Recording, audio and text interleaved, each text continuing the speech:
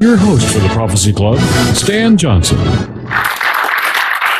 Welcome to the Prophecy Club, where we study and research Bible prophecy. Our topic tonight is the medical conspiracy. Now, before I even introduce a speaker, before we even get started, let me just say I'm not against, nor is your speaker, against the medical establishment. Nor are we against doctors, nor are we against surgery and things like that. There are things that they do that are very, very helpful. They save a lot of people's lives.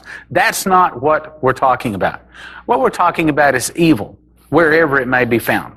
Be it behind a pulpit in a church, or be it behind a radio mic, or be it behind a television camera, or be it at the doctor's office. And what we're going to be discussing tonight is some evil that does exist in the American medical system. Obviously, if we're the world's richest nation, so they say, then we should be the healthiest people. And yet, we're among the sickest. As a matter of fact, at this very moment, I'm battling some kind of bronchitis that is trying to get the victory, and I say that the herbs and the vitamins are going to get the victory along with Jesus. Amen. So we're always battling something, it seems like, in America. So your speaker tonight is a nutritional herbologist. He's been studying herbs for some 30 years. He's a certified natural health professional and a doctor of naturopathy. He's going to reveal how the ruling elite stole healing and medicine from the church and set up an evil cabal, an evil medical establishment to withhold cures and to reduce the population. Oh, they certainly wouldn't do that. Well, what does the Bible say about the devil? He comes not but for to kill, to steal, and to destroy.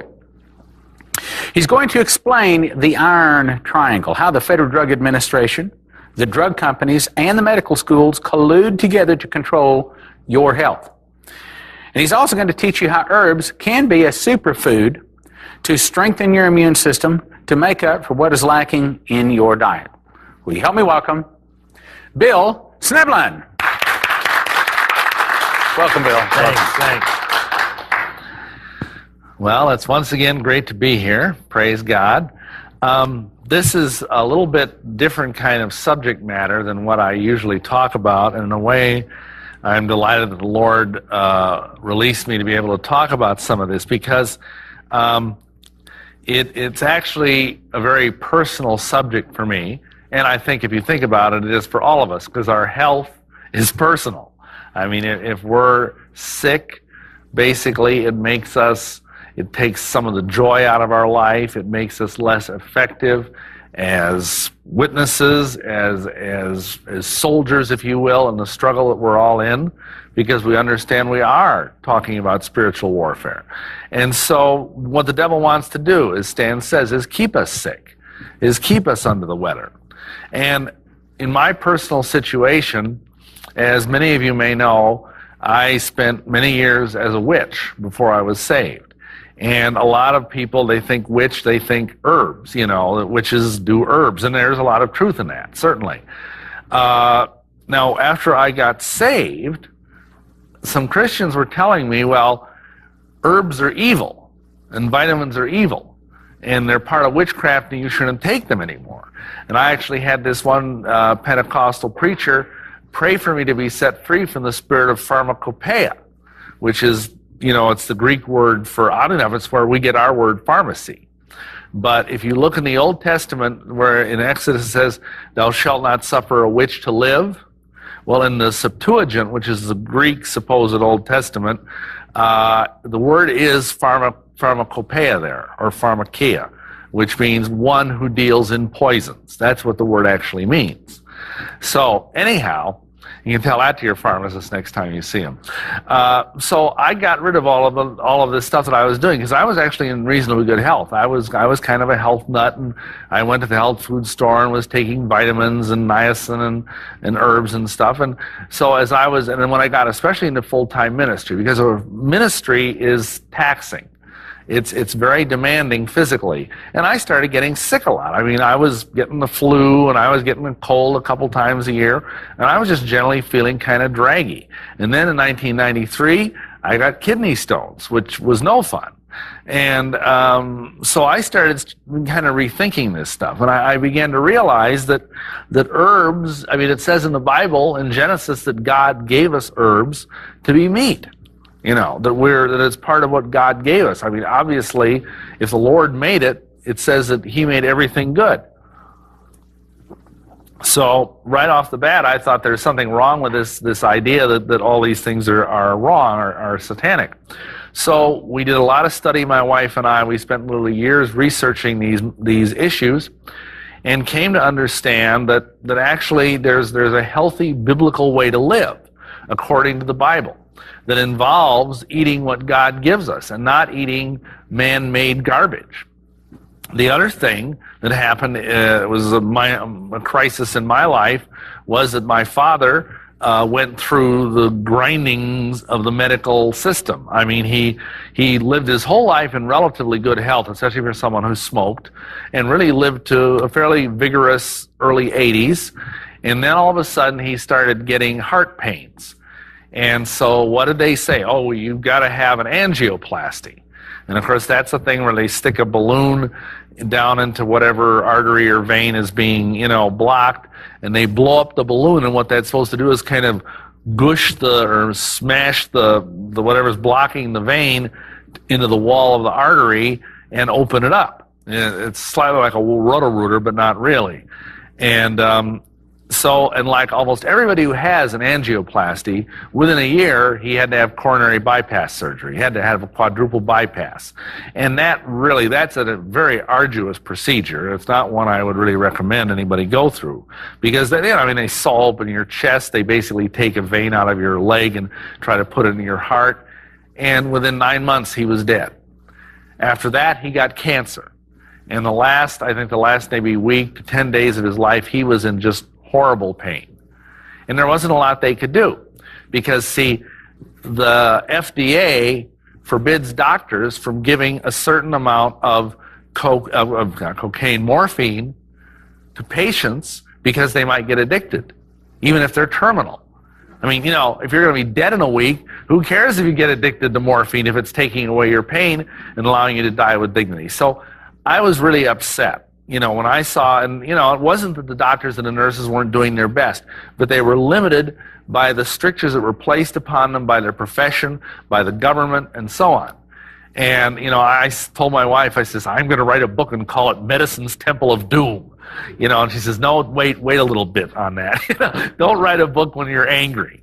And so I just started researching this, and that was in 97.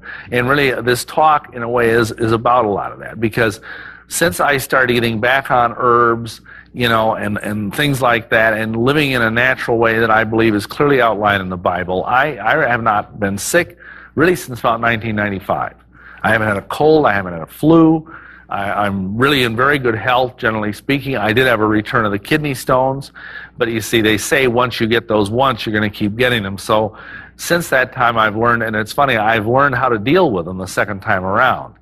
And if you're interested, you just take a lot of hydrangea root and gravel root, which is also known as queen of the meadow, and that softens the stones, so you can, and I passed them without any pain. They didn't even tickle. So praise the Lord. Anyway, so we're going to talk tonight about the basic, the fight that's gone on since the dawn of time between two separate ways of dealing with medicine. And one of them is godly and one of them is not. So let's do a little bit of history here, if I can have your indulgence. Western medicine, almost everybody agrees, and of course there's a whole other branch of medicine from the Far East, Chinese medicine, Indian medicine, but we aren't going to get into that because it would make this all too long and complex. In the West, medicine began in Egypt. And it was interesting because it started out as fairly systematic, but it was also fairly superstitious. It fell to the priesthood. And you'll find this in many, many cultures, is that the religious people, whether Christian or not, were in charge of the healing. And that makes sense, because a lot of different cultures, including the Bible, tell us that healing comes from God. So why not have the healing be in the hands of the spiritual people? Anyway, the problem is that they had all of these rules written down. And what would happen is if a doctor had a patient and he did something other than what was in the rule book to the patient, and that patient died, they'd execute the doctor. So this kind of inhibited their ability to come up with new approaches, new ideas. It took away their creativity. And as it says there, it was very superstitious and very dogmatic. Often they would do diagnoses by, cutting up an animal and looking at the entrails or something, and then say, aha, you have this disease, or based on if the patient laid on the right side, then it was a certain kind of disease, and if they laid on the left side, it was another kind. So it wasn't real scientific. It remained for the Greeks to really take medicine and make a science out of it in the West. Their civilization, they valued learning, and they created a professional caste of physicians. And of course, the most famous of them is Hippocrates, who probably many of you have heard of because you hear about the Hippocratic Oath that doctors used to take and things like that. So Hippocrates is, even by the medical establishment, he is regarded as the father of modern medicine. And he was a very astute observer of human nature and of the nature in general. And from these observations, he was able to do a tremendous amount of good. He really revolutionized medicine, took it away from superstition, and brought it in the realms of science. And he's the one who coined the term that we're going to look at in a few minutes called vitalist. Because that's what I am. I'm a vitalist. And I'll explain what that means in a few minutes. He also came up with a primary dictum of healing. Above all, do no harm. That was the primary, rule. If you see the Hippocratic Oath, that's the number one rule in the Hippocratic Oath. Interestingly enough, now this is why they don't take the Hippocratic Oath anymore in medical school. It's also, there's a line in there about, I will give my patient no poisonous substances. And another one is I will not give any woman a substance to cause her to have an abortion. So obviously, the medical profession has gotten way off from where Hippocrates was. Now, at the same time, there was another philosopher named Democritus, and he coined the term atomist. He said that basically Hippocrates was wrong. Hippocrates was too superstitious. So the vitalists believe the body has an inner life force or soul, and that God gave it the intelligence to heal itself if it's treated right and nourished properly. And that makes a lot of sense because, for example, out in the wild, you don't see a lot of sick animals. I mean, you don't see a moose out there with a walker, because he's got arthritis. Or you don't see animals in the wild getting heart disease or cancer. And that's because they're eating what God intended them to eat. Now, you do see those things with our pets, with dogs and cats, but that's because most of those animals eat what we eat. We feed them, they sit there at the table, like that, and we feed them table scraps and so on. So, this is the idea. The word vitalist comes from the Latin word vita, which means life, and it basically means that there is a power within the body to heal itself that God gave us, and if we just get out of its way and let it do it, it will. Now, on the other hand, these atomists, the followers of Democritus, deny this. They were sort of the Sadducees of medicine. As some of you may know, the Sadducees in the Bible denied the spiritual world. They denied the resurrection. And they believe that the body can be reduced to ever tinier and tinier parts, which can be replaced or else, somehow plunged out, like we're plumbing, basically. And that's like what an angioplasty is. That's what cardiac surgery is. Okay. Now, the key word for atomists is control. They believe that nature is not good, that nature is out of control, and that we need to force it to be in control. And so, as I said, the body is like a plumbing system where the parts can be unclogged or replaced. And they will often use drastic measures like drugs or surgery to force the body to do what is wanted. Okay, now let's say you're an atomist. What would you do with a patient who had a fever? Well, you assume the body is stupid, that it's malfunctioning in some way. And so what you would do is you would give the body something like aspirin to take down the fever. Now, what about if you were a vitalist? If you were a vitalist, you would assume that if the body has a fever, it's because the body knows what it's doing. You would assume that, and as we now know today, that there is no virus, no bacteria that can live in temperatures higher than 105 degrees. And so when the body is fighting off, when the immune system kicks into high gear because there's a virus or a bacteria, you get a fever. And if you let that fever run its course, and in fact even enhance the fever by putting the person in a tub of very hot water and giving them hot yarrow tea to drink, which is a sudorific, which means it makes you sweat, you'll basically sweat the toxins out and you'll be fine in just a couple of hours. But if the atomist is allowed to do things, he will take the fever away, so then the body can't get rid of the virus and the person gets sicker, and then he says, oh, well, we'll give you antibiotics to get rid of the bacteria. Of course, the trouble is the antibiotics cause even more problems, and so then the person is even sicker. So it becomes a vicious cycle. Now, on the other hand, back to the atomists. They are not oriented much toward preventative medicine. It's really only been in the last 20 years or so that atomistic type doctors have looked at prevention. They used to just think of the symptoms. Okay, you come in, you've got a headache. They would not think, okay, why is there a headache? Or let's say you have a pain in your toe. They just give you something to take away the pain. They wouldn't worry about why it was there. And so you take away the symptoms, you've taken away the problem. And I tell people this would be a little like if you're driving a car and let's say the red lights come on your dashboard. So what you do is you reach under and you snip the wires that make the lights go on. And you keep on driving. Everything's fine, right? No more symptoms. Until all of a sudden, because you have no oil left, your engine seizes up. Not a good deal. Now, these groups the atomists tend to be invasive. They like to poke things into you. They like to stick you with needles. They like to cut you up. A good example would be you got swollen tonsils, tonsillitis. So naturally, what do? They cut them out. Now, here's the thing. Let's say, for example, I hit my thumb with a hammer. It's swollen and it hurts. Let's cut it off, right? You don't need this thumb. That's what they do, Or let's say, for example, you're thinking, in fact, I got to tell you this, my wife, because we were in the generation, I'm let's see, what am I, 53, where they were cutting out everybody's tonsils. And my wife even her parents got a benefit of a twofer sale. Her brother had to have his tonsils out because they were inflamed, and so they said, well, bring your other daughter in and she could have them out for free. Even though she wasn't sick, they took out her tonsils.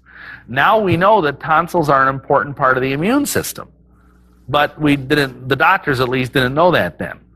And so Dr. Robert Mendelsohn, who wrote a really great book, it's called How to Raise a Healthy Child in Spite of Your Pediatrician.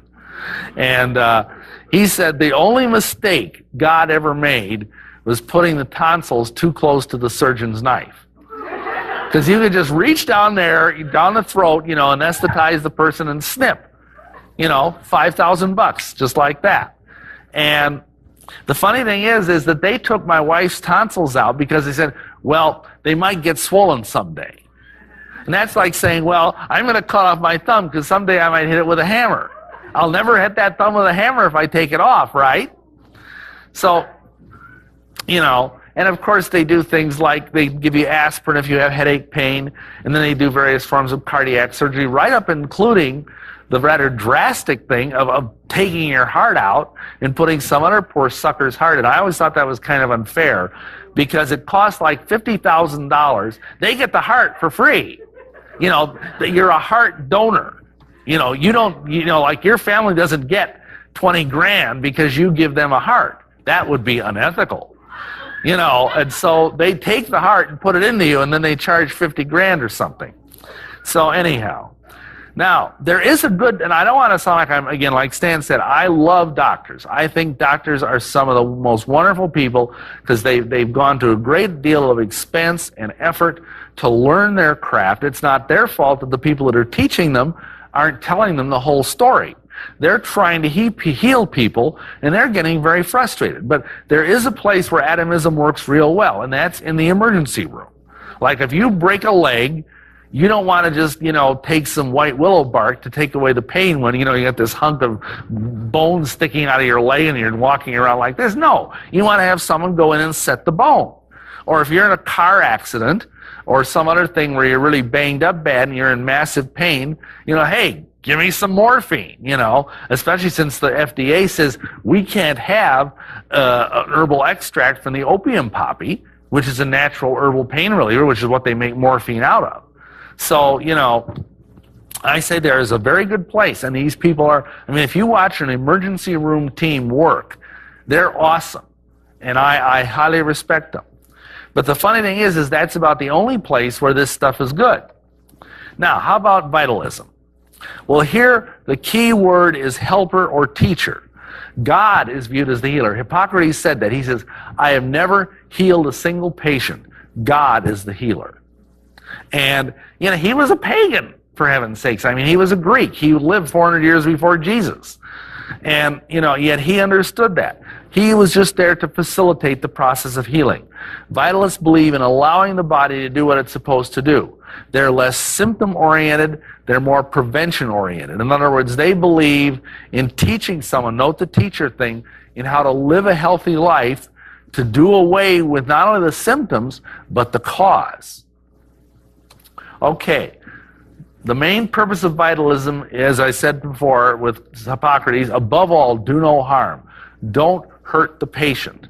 Observe and listen to the body, assume the body has a wisdom all its own, teach the patient to heal him or herself, use of nutrition and other non-invasive procedures to facilitate healing. We don't believe in puncturing the skin. See, the skin is a marvelous line of defense. God gave this skin to us, and how many of you realize that even your sweat, which we assiduously rub off and put anti-deodorants and antiperspirants on, the sweat on our bodies is antibacterial. Did you know that? And the skin is marvelously made to keep out disease. So what do the atomists do? They say, oh, it's time for your flu shot. Right through the skin. They take a live virus and put it right in the skin. We don't believe in that. And in fact, if you hear an herbalist talking about injections, I hate to tell you, but what they're talking about is an enema, which means you take some herbal tinctures and inject it up the rectum. And you don't, and understand, that's not penetrating the skin. Because, see, there's a solid tube from the mouth all the way down to the anus. And that's all your skin. The body is basically a big tube with arms and legs attached. So we can go to McDonald's and get a Happy Meal, right? Anyway, so we treat with herbs, with massage, with hydrotherapy, aromatherapy, and nutritional consultation. Because most people have some dietary issues that they need help with. The proper place of vitalism is everywhere else except the ER. In fact, it's funny, Dr. Andrew Weil, I don't know if you've heard of him or not, he's a very famous, he's an MD, but he's into this complementary medicine, which means he combines herbal and vitamins with regular medicine. And he says actually what we call MD or chemical medicine should be the alternative. And it should be the last resort. And that 95% of what most people suffer from could be dealt with by herbs or therapy or acupressure or something like that. Okay, atomist approach, as I said, is great for car accidents, head trauma, etc. Now, let's move on in history. From the time of Hippocrates on, essentially medical history is a philosophical battle between the vitalists and the atomists. It's a conflict between man wanting to control and being willing to submit to God's wisdom, between man wanting to control versus wanting to be willing to admit to God's wisdom. And this struggle is still going on today. Now, during the intertestamental period, in the time of Jesus and the apostles, it's important to realize that basically vitalism was what was practiced. And the Greek medicine, you see, was outstanding, as I had mentioned, and it was kind of captured by the Roman Empire. See, Rome, when they took over Greece, they realized Greece had an incredible culture. They even stole all their gods. How many of you know, they took, Zeus and made him into Jupiter. They took Hermes and made him into Mercury, and so on. So they also captured Greek medicine. and the Greek doctors. And that's part of the reason the Roman legions were so powerful and so unstoppable, is they took their Greek doctors and their herbs with them, and then what was neat is they planted, as they went, they planted herbs everywhere, kind of like Johnny Appleseed, and so they spread all these wonderful medicinal herbs all over Europe, wherever they went to conquer. Now, the next big thing that happened was Galen. Now, Galen was a doctor in the city of Pergamos. How many of you know what the city of Pergamos is called in Revelation? It's where Satan's seat is. That's Revelation chapter 2, verse 13. And basically, Galen tried to pretend that he was a follower of Hippocrates, but he really was not. In fact, this is the guy, this fellow, just for your information. You all know this four temperament thing that's been going around the church for about 10 or 15 years now. That I think Tim LaHaye started it. That you're sanguine and choleric and melancholic and I forget what the last one is. But anyway, that's from Galen. He got that from a pagan philosopher and medical doctor from nearly 2,000 years ago. Galen lived 130 to 200. And many of his methods were very dogmatic rather than scientifically, but he was an enormous influence. He basically, because the church glommed onto him, the Christian church and later on the Catholic Church really endorsed him, he became sort of the rule for almost 1,400 years. And that was the Dark Ages, the collapse of the Roman Empire. And what happened is in about the 2nd, 3rd century, there started to come around these monks. Because what had happened was the church had begun to get very worldly once it kind of married itself to Constantine and the Roman Empire. And so to keep themselves holy from all of this debauchery, some of these monks went off by themselves to just pray. And Benedict was one of the great founders of the monastic systems, the Benedictine order, and he encouraged monastic medicine, and they were the custodians of herbal lore. And he started the first hospice, and a few centuries later, these same monks started the first hospital. So notice, people who were followers of Jesus, or at least trying to be, were the people that started hospitals. In 805, medicine, then it was called physics. So you were a doctor of physic or a physician. That's where our term today, physician, comes from, began to be taught in a university. And the famous monastery of St. Gall's had an herb garden and a hospital attached. And this became very common. William of Salicito in 1210 to 1280 set up the first school of surgery. Now, at 1347, we have the end of the world. That's what it was called. The plague showed up. What we call today bubonic plague, Yersinia pestis. And this was a very, very horrible disease which wiped out almost a third of Europe. And the herbalists didn't know what to do because it was so new and it was a different kind of disease, and it also spread so fast because of superstitious hygiene practices. What do I mean by that? Well, see, the pagan Romans were really into bathing. They had public baths, and you may have seen pictures or maybe been over to like Italy or Europe, and they had these huge viaducts, these aqueducts they were called, marvelously engineered so they could bring in water. No matter where you were, you'd have fresh running water. Great engineering. And so they would have all these baths where they would bathe, and it was like a social thing because they'd bathe in the nude with both sexes, and so it was, and when the Christians saw this, they thought this was a little bizarre, and so they backed away from that, and they got the idea, somebody, I think it was Augustine, who was an early, Catholic writer, got the idea that it was evil to bathe. You didn't want to bathe anymore, and you absolutely had to. And so, the more holy you were, the less you bathed. And in fact, the famous saint, Thomas of Canterbury, when he was killed in the cathedral, it is now Canterbury Cathedral, and they took his body to prepare it for burial. They had to chip his clothes off with a mallet and chisel because he had not bathed in like 20 years. Now imagine what these people smelled like. And, and of course the other thing is the garbage was just chucked out the window. If you had a chamber pot, as they were euphemistically called, you just throw it out the window. And if somebody was walking down there, too bad, There was no sewer systems. There was no way to get rid of garbage, food garbage or human waste or animal waste. I mean, the streets were full of manure. You'd walk like ankle deep in manure everywhere you went, both human and horse. And in this kind of a thing, this really spread. The plague really spread.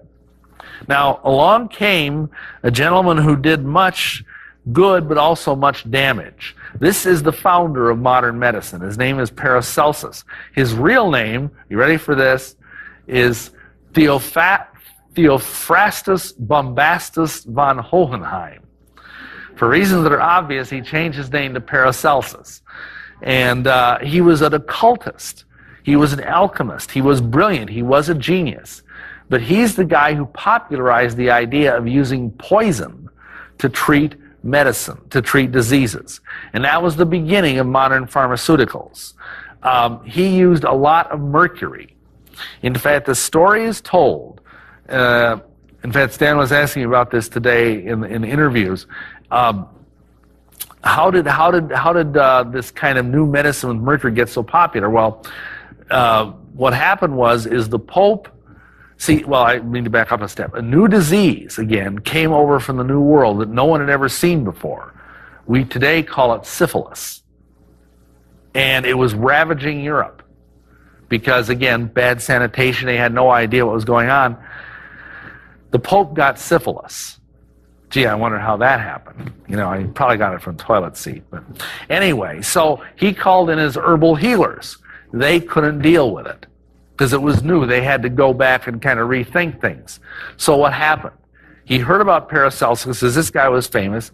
He came in on his mercury, gave the Pope mercury, and the idea is you give something to a patient, and if it doesn't kill the patient before it kills the disease, you're a success. That's how it works. And that's how chemotherapy works. Today, it's the same idea. You basically put mustard gas, because that's what chemotherapy is, it's mustard gas, into a person, and their hair falls out and they feel horrible, and you just hope they kill the cancer before they kill the patient. So, he used quicksilver and healed the Pope. Quicksilver being the old-fashioned name for mercury. And so the Pope said, okay, daba, daba, daba, I bless you, and you are good, and these evil herb people that tried to kill me, they're bad. And so he declared that all herbalists should be burned at the stake as witches. And he endorsed the people that use mercury. Now, it's interesting, because following Paracelsus, there was an extensive use of mercury and other disgusting things. They'd use insect parts and bug parts, and they'd also use leeches to drain people. A lot of you probably heard of this, because this was going on right up until the end of the 19th century. They would put leeches on you, or they would cut you and let the blood come out, and this was a way they would heal people. And sometimes it worked. A lot of times it didn't. But the funny thing is that the herbal doctors called these other medical people quicks or quacks, and that's where the term came from. But now the medical establishments has flipped that around, and now we're the quacks, even though they're the ones that are using toxic medicine. Now, how many of you realize that George Washington, the father of our country, is the most famous casualty of allopathic medicine, of this chemical medicine? He caught a cold or flu while riding out in the rain, and the doctors came, and first of all, they bled him, put leeches on him. That didn't help.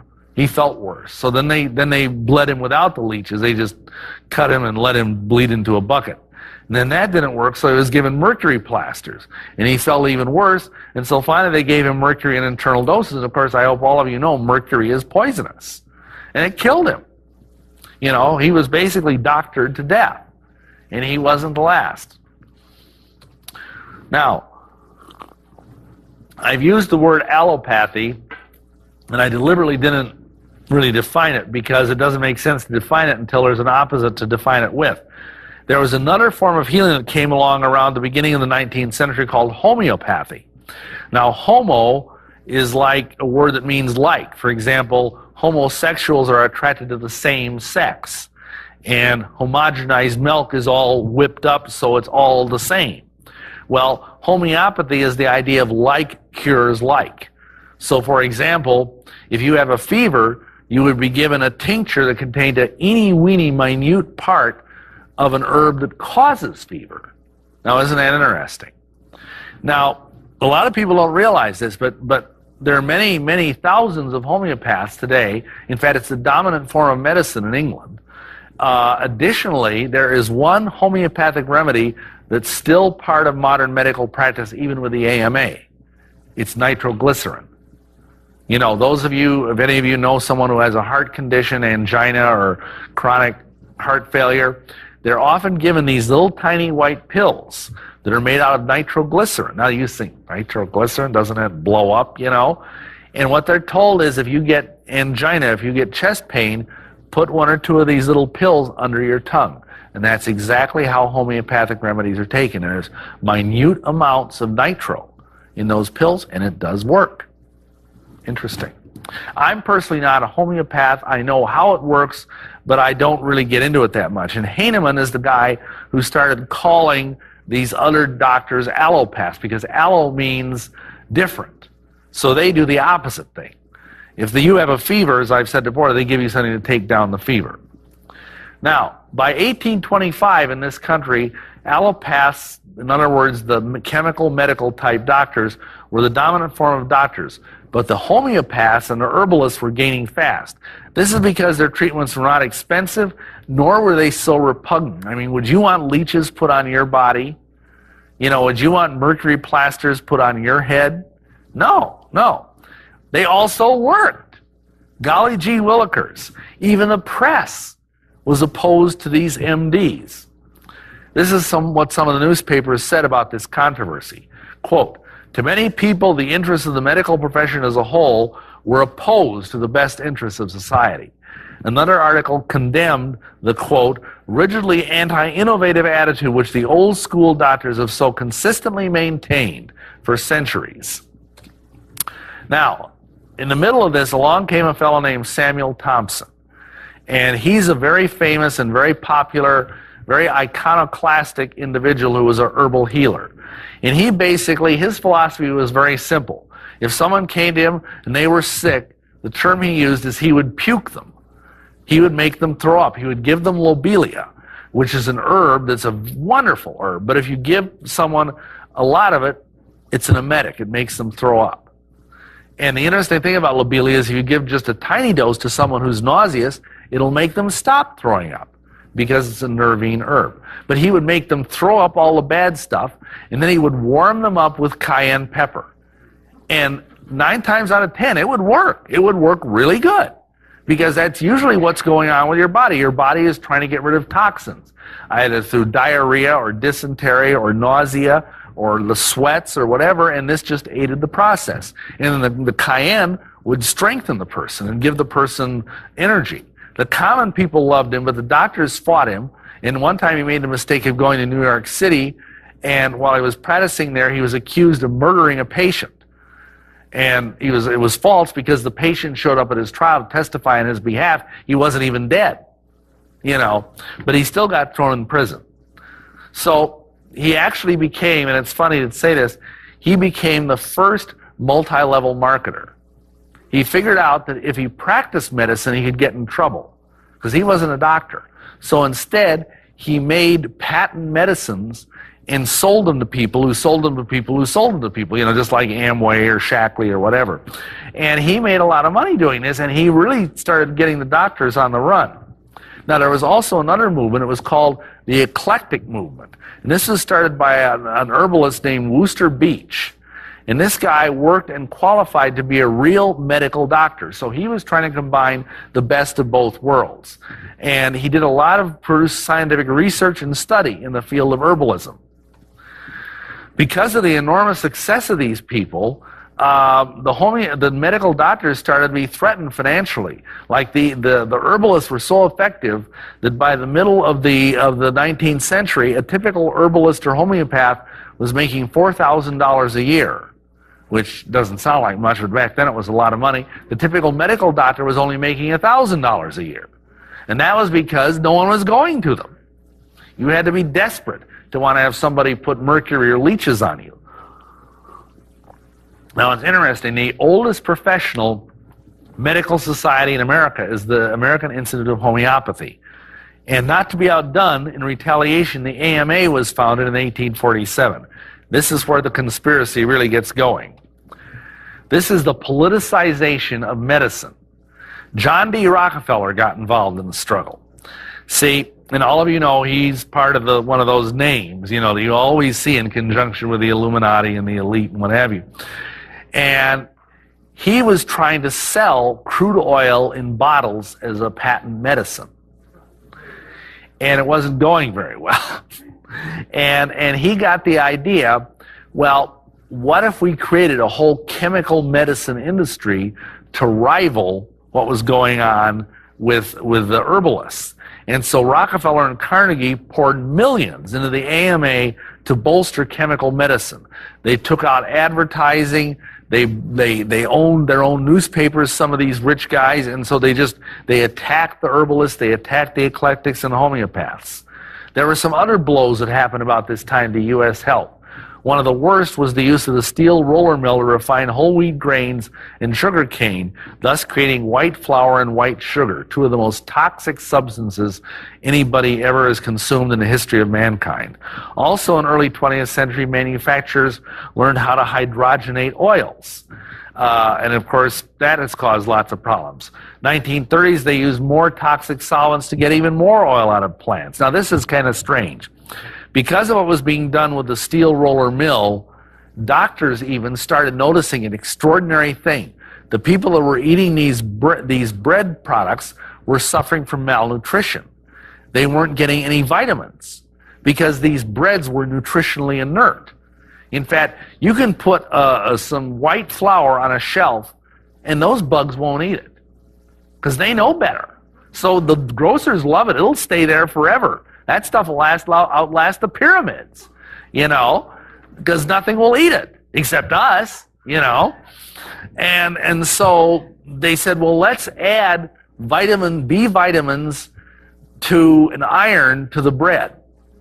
You know, and how many of you can remember when Wonder Bread first came out, you know, build strong bodies 8 ways, you know, and then it was build strong bodies 12 ways.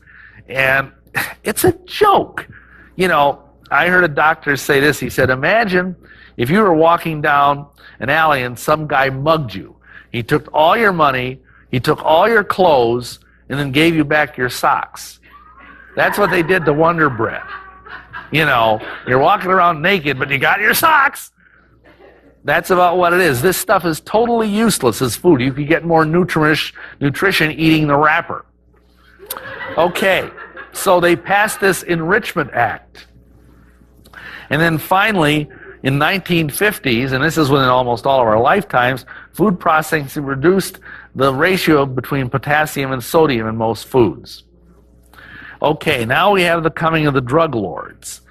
And the use of chemical drugs got worse because Rockefeller got together with a big German chemical conglomerate called IG Farben. And IG Farben are the wonderful people that brought us mustard gas, and Zyklon B, the gas that was used in the concentration camps. They also brought us, and you see, if you take all the chemical companies today, the drug companies, you know, Eli Lilly, Merck, and so on, and trace them back, they all go back ultimately. The head of the octopus is IG Farben. And so they came up with the idea of using the waste products from the petrochemical industry and turning them into medicine. And what's interesting is you'd be astonished at how much of the medicine today, even the over-the-counter stuff, is entirely made out of petroleum. Like, for example, if you buy Centrum vitamins and take those, the body will look at them and say, what is this? This is petroleum. I can't use this. And basically, it will go out in the draft, as it says in the King James Bible. And some of you, if you've ever heard the Dead Doctors Don't Lie tape, you know the story, but it's true that if you're in the porta potty business, like for fairs or whatever, you'll find hundreds of Centrum and one-a-day vitamin pills in the latrines, in the porta potties, because the body just poops them right out without even touching them, because they have no nutritional value. You might as well be chewing marbles. In fact, you might get more nutrition out of the marbles. And all these ideas were born out of the idea that they could create a magic bullet drug that would cure anything. And of course, out of that came antibiotics.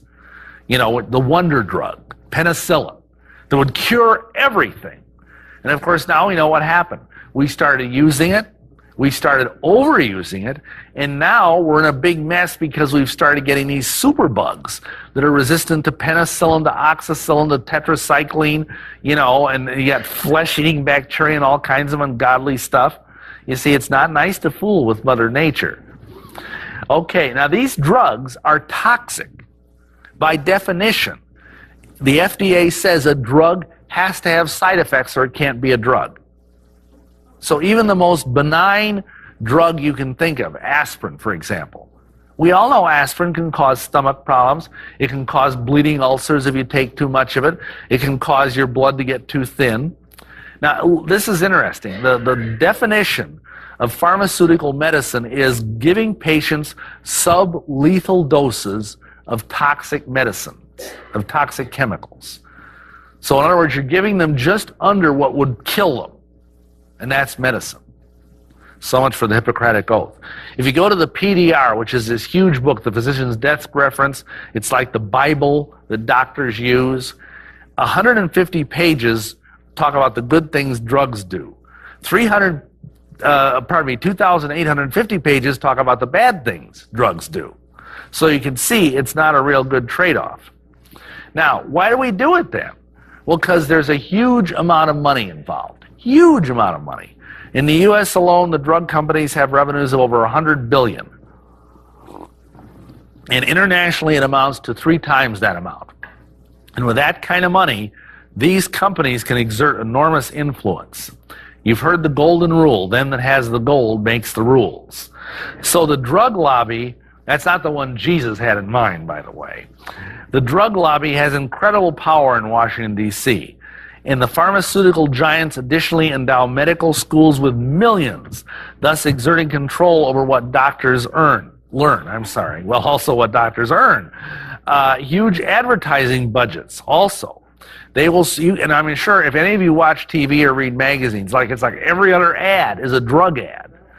I just love those ads because on the first page, you see these happy people out in nature, and they're all glowing with health, and the colors are vibrant and wonderful and beautiful. And, and then you turn the page, in this little eeny-weeny, 7-point type print, there's column after column after column of all the bad stuff that can happen to you if you take the drug. But they know, most people, especially if you're like me and you're over 50, you can't even read that. It's so tiny. So anyway, then we get into the infamous iron triangle, which I've already alluded to. The FDA allows, in fact, encourages drug companies to make enormous profits. The people who work for the FDA later go to work for the pharmaceutical companies. The FDA seems to exist. It's supposed to be here to protect us. It's supposed to protect our food. It's supposed to protect our water. It's supposed to protect, us from bad drugs too, certainly. Is it doing that? No. In fact, we're going to talk about that a little bit more later. But what it does do is the FDA does prevent us from accessing a lot of really important information about herb supplements and drugs. And they control what the medical students learn. Also, there's a lot of government censorship. See, drug companies have no economic interest in promoting herbs because they can't make any money off them. See, you can't patent an herb. Why? God made the herb. You can patent Tylenol because some company made Tylenol, but you can't patent echinacea or golden seal because it's just out there in the field. Anybody can grow it. Anybody can pick it. And so there's no money in it to speak of compared to the amount of money you can make off of a prescription drug. Therefore, the FDA has rules that prohibit people from learning how vitamins and herbs can help their conditions. Additionally, all the training most MDs receive is pharmaceutical-based unless they take the initiative and spend their own hard-earned cash. And I don't know if any of you get Time Magazine, but just this last week before I left on this tour, Time Magazine had a story about how finally, after years, the American Association of Pharmaceutical Manufacturers has issued a guideline to stop giving doctors all this free, like, you know, what they'll do is a new drug comes out. The doctor will get an ad saying, you can go down to Cancun free on us for a week and get some important in-service training about the new drug Ghibli bomb, or whatever they call it. And, you know, and then they get down there and they can play golf, they can surf, they can lay in the sun, they can gamble in the casinos, and a couple hours a day they have to sit through some in-service training. And then they get lots of free samples. And I'm sure all of you have been to a doctor and he's given you free samples of a drug. Well, that's how they get them. Well, finally, you know, and believe me, this was getting to be a scandal. Both the AMA was trying to disprove of it, and even the pharmaceutical companies said, let's stop this. Because they were sending doctors off to Hawaii, doctors down to the Caribbean, you know, and giving them all sorts of free benefits, you know, free golf clubs, you know, this, that, and the other thing. Also, okay, I talked about that. Now, what about the profits? These profits are huge. Now, just let's look at an example. Let's take Celebrex, which is really advertised a lot right now. A typical consumer price for 100 tabs of Celebrex, 100 milligrams, is $130. How much does it cost the drug company to make that? 60 cents. That's a 21,712% markup. I wish I could do that with my book. You know, man, I could sell one book and retire, amen. Here's Prozac, everybody's favorite drug, Prozac. $247 for 100 Prozac capsules. It cost them 11 cents. You see why that's such a huge cash cow? That's a 224,973% profit. And then there's the ever popular Xanax, which is a highly addictive drug, by the way. Costs $136. It actually cost the drug company a little over 2 cents. So that's a 569,958% profit. And, you know, can you justify that? What will the drug companies say? They'll say, well, we have our research and development costs. It costs us a lot of money. It costs us millions and millions of dollars to bring one of these drugs to market. Now, there is some truth in that, yes. But there's other issues here. The FDA artificially keeps prices high. If you look at this chart, you'll see, first of all, quantity, the name of the drug, quantity and potency. Then the purple is the U.S. price. The green is the European price. The pink is the Canadian price. So, for example, Cipro, which we're hearing a lot about right now because of anthrax. Well, that costs $87 for 20 Cipro tablets. In Europe, you can get it for $40. In Canada, you can get it for $53.55. Or Prozac. Prozac, $91 for 20 capsules. In Europe, it's only $18.50.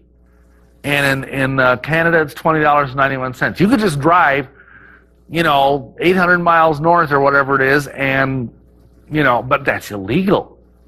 The FDA, if they catch you crossing the border with your Prozac, you'll get busted for illegal drugs, even though it's the same drug. And if you try and go on, there's all sorts of websites you can go to where you can buy drugs over in Europe. You have a prescription, it's a perfectly legitimate prescription, you give them the number and they'll sell you the same drug at like half the price. But if the FDA catches it going through the border, you know, why aren't these guys watching for terrorists, you know? Anyhow, if they catch it, they confiscate it and you're out your money.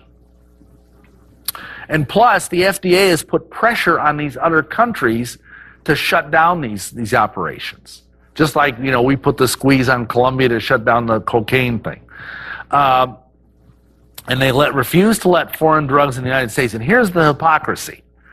The FDA has told Congress that the drugs over in Europe are inferior to the drugs we make here in America.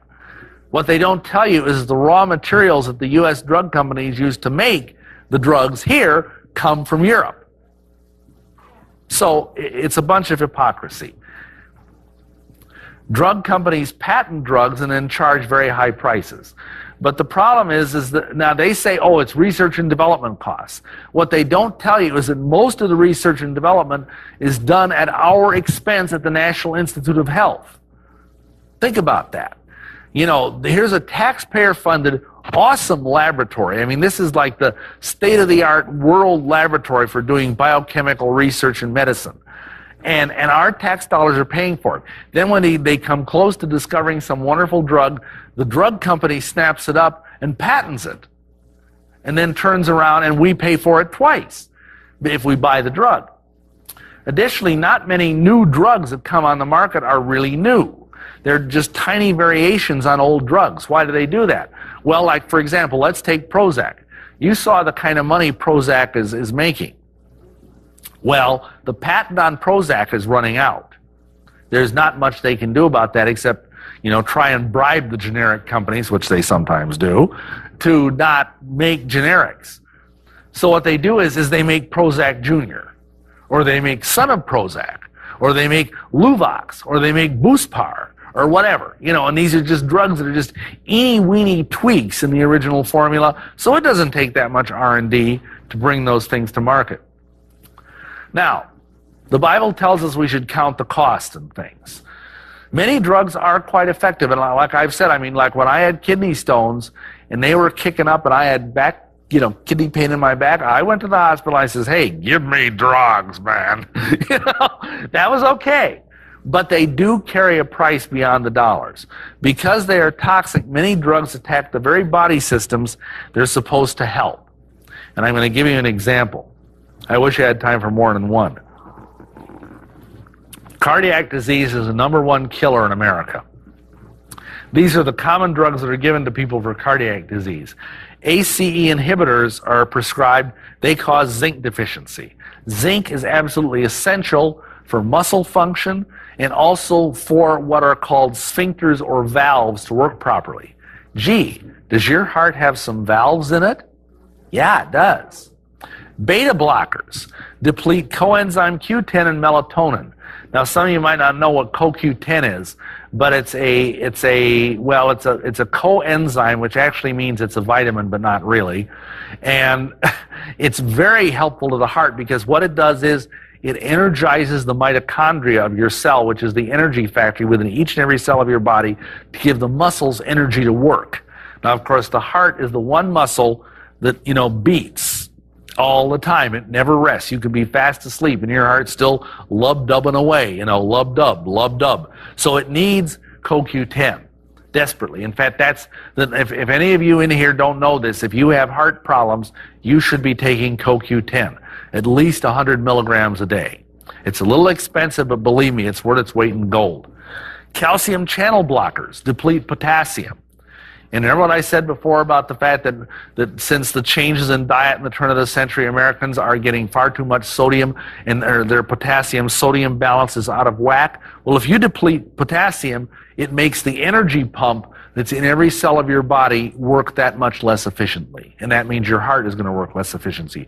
Digoxin, which is a major heart stimulant, depletes calcium, magnesium, phosphorus, and vitamin B1. Hydralazine, another key drug, depletes CoQ10 and vitamin B6. You absolutely have to have vitamin B6 for your heart to work. So the very drugs that are supposed to be helping you are actually, and it's like basically what happens is once you get on these things, unless you take these supplements to help your body out, and then take more than normal, in fact, you're going to be on those things the rest of your life, and probably in ever-increasing doses. And of course, that's what the medical, or at least the pharmaceutical companies want. They want you hooked on these things. Now, we talk about the drug war and everything. Believe it or not, far more people die every year from prescription drugs than die from illegal drugs. I mean, you can take all the people that die of heroin overdose or meth or ecstasy. We're hearing a lot about kids dying. And I'm not diminishing the tragedy of kids or adults that die from illegal drugs. What I'm saying is it's nothing compared to the people that die from killer drugs. And see, here's the difference, okay? If you a adult or a young person and you're dumb enough to get into heroin or meth or ecstasy, you know it's dangerous. You've been told by your parents and your teachers and the DARE program or whatever the heck, that it's dangerous. You figure, well, I'm a kid, I'm going to live forever, so I'm going to take this anyway. Ha, ha, ha. What do you know? Well, on the other hand, these prescription drugs, we're told they're safe. We aren't told that they have these, well, we're told they have side effects, but they're kind of minimized. Now, Lancet magazine is like the official journal of the British Medical Society. It indicated the number of deaths from prescription drugs tripled between 83 and 93. Now, JAMA, that's the Journal of the American Medical Association, showed that 106,000 hospitalized patients, that's not the people that are dying at home in their bed. These are hospitalized patients die annually from drugs. 2.2 million suffer serious complications. And again, these are from prescription drugs. Drug reactions are the fourth leading cause of death in America. Think of that. They're right behind, heart disease, cancer, and AIDS. This is a statement by a guy from Harvard Medical School. Medicine is now a high-risk industry like aviation, but the chance of dying in an airplane accident is 1 in 2 million, while the chance of dying from a medical accident is 1 in 200. Think of that. You look at a big hospital, probably like one you might have in Kansas City, 200 people probably go in and out of that place every day. One of them probably will die, and not just from old age. I already said this, but pharmaceutical drugs kill far more people than illegal street drugs. Now think of this. Drug deaths are the daily equivalent of a jumbo jet crashing and killing every single one of its passengers every day of the year. 290.4 people. Now imagine this. Let's say you're Boeing and you're making jets. And every day, a Boeing jet crashes. Just... You think there'd be an outcry? You think the press and the government would be all over Boeing like a cheap suit? Of course they would. But where's the outcry? Why isn't 2020 and 60 Minutes and all the rest doing big exposés on this horrible thing? We're all stunned because 3,000 people were killed in the World Trade Center incident. But heck, that's just 10 days of what goes on in taking drugs in America. I'll tell you where the outcry is.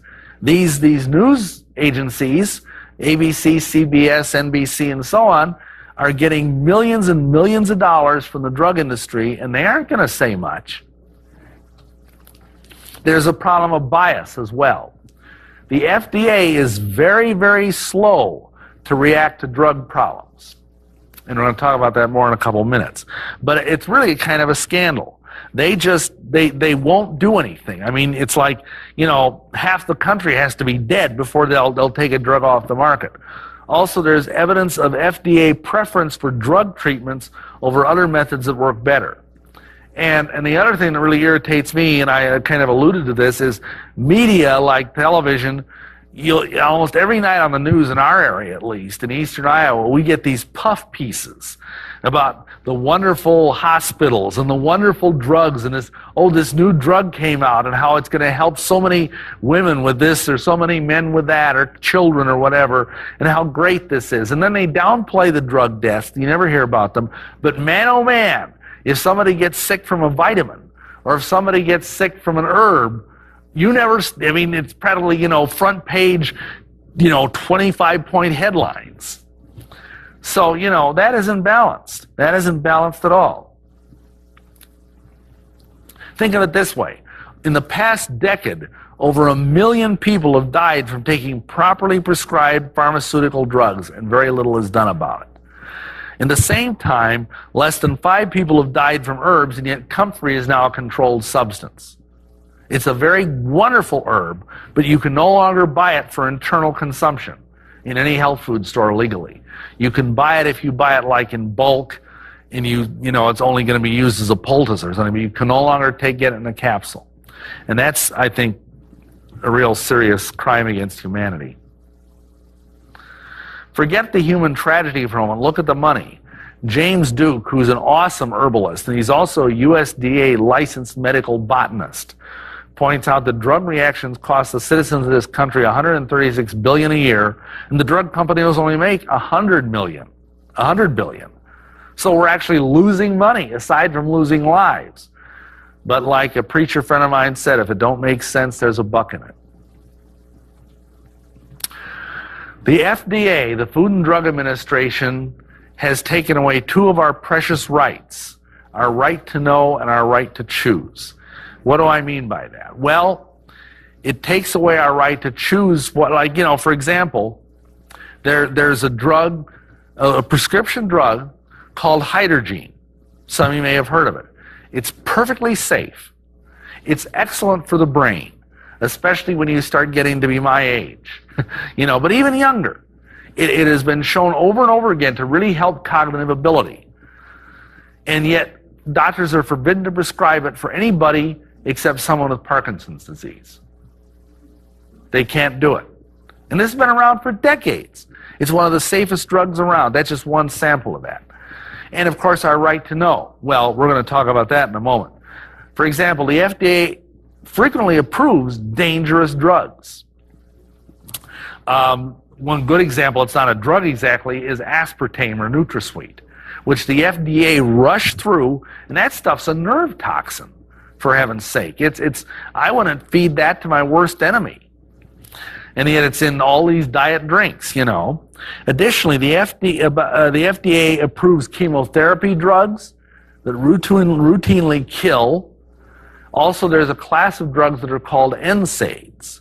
That stands for non-steroidal anti-inflammatory drugs. Acetaminophen or Tylenol would be the best known example. People have died from that drug, even over the counter. People who drink moderate amounts of alcohol and take Tylenol can die from moderate doses of it. It causes serious liver damage. 7,000 people a year die from NSAIDs, and yet it's still on the market. There's 161 cases, according to one study, documented of death from people who took 8 to 10 extra-strength Tylenol daily. Think of that. And yet they don't do anything about it.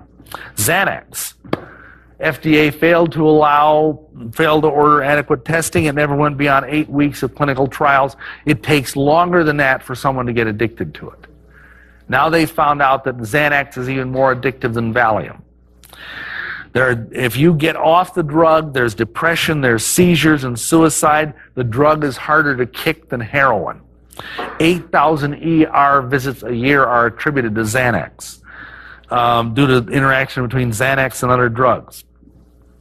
In 1976 through 1985, the GAO did a study and found that 61% of the drugs approved by the FDA had serious adverse reactions that caused the drugs to either be recalled or seriously relabeled. 102 of these drugs were found to have serious enough side effects to warrant withdrawal. Adverse drug reactions put 243,000 older Americans in the hospital and caused dizziness or fainting spells among thousands of others. Approximately 163,000 older adults suffered drug-induced memory loss or impaired thinking, and another 61,000 suffer Parkinson-like symptoms, you know, where you get the tremors and everything. Another 32,000 older Americans suffer hip fractures based on drug-induced falls. And of course, you know, I mean, if you're elderly and you fall and break your hip, it's like, you know, a lot of times that's kind of like the beginning of the end, because it just seems to be hard to come back from something like that. Secondly, the FDA suppresses important information about life-saving substances and herbs. For example, vitamin E. Now, we have known that vitamin E will help prevent heart disease since the 1940s. Since before I was even born, we've known this. And yet a doctor is forbidden from telling a patient that if they have cardiomyopathy or some kind of heart disease, that they should take vitamin E. They're forbidden from doing it. If they get caught doing that, they can be fined or imprisoned. Even though there's a stack this high of studies, of peer-reviewed journals that show demonstrable improvements just from taking 400 IUs of vitamin E a day. Think of that. One doctor said, off the record, that if you got every person in America to take 400 IUs of vitamin E a day, you could cut the medical bills of this country in half. Just like that. Because cardiac disease is such a killer in this country, and it would be so helpful. Additionally, folic acid. Now, this is a biggie. For years, the FDA forbade vitamin companies from telling pregnant women and women of childbearing age they needed folic acid in their diet. And as a result, 13,000 children were born crippled with horrible diseases like spina bifida and other diseases that are really, really very, very, you wouldn't want to wish that on an innocent child. And they wouldn't do it. They would not allow it. It's only been really in the last, and I remember walking through an airport a couple of years ago, speaking somewhere, and seeing some ad about some model or someone who's, standing there looking all cute and sexy, and she says, even though so-and-so isn't pregnant, she's still taking her folic acid. And I thought, well, gee, finally. I knew about this stuff 30 years ago. But you see, most women, and most men for that matter in America, don't have time to read these journals. They don't have time to do all that. They're lucky if they can read a multivitamin bottle. We're too busy. The doctors should be telling us this stuff, and they don't. And it's not their fault. They're not allowed to. It's interesting. In a Dietary Supplements Task Force report in 1992, the FDA stated that part of its job, and this is a direct quote, was to ensure that the existence of dietary supplements on the market does not act as a disincentive for drug development. Now that's kind of big bureaucratese. What does that mean? It means that the FDA is supposed to ensure that the existence of herbs and vitamins doesn't cost the drug company any business. That's what they're doing, and they're doing a pretty darn good job of it. Okay, the other thing is it unnecessarily delays the approval of life-saving drugs. It takes 8.5 years longer to get a drug approved here in America than it does in Europe. 2.7 million Americans died due to the delay in approval of just one drug, Enderol, that was approved for use in Europe for many years. And of course, we've already seen how much more all this protection costs us, how much more we pay for drugs than our European counterparts. Now, the other thing is, what does the FDA do about protecting us from contaminants? The official position, you'll be thrilled to know this, the official position of the FDA is that our drinking water out of the tap is perfectly safe. Absolutely safe. This in spite of the fact that there's been a 50% increase in bladder and rectal cancer among those who drink tap water. In the 1930s, the FDA said it was fraudulent to claim that purified bottled water was more healthy than tap water.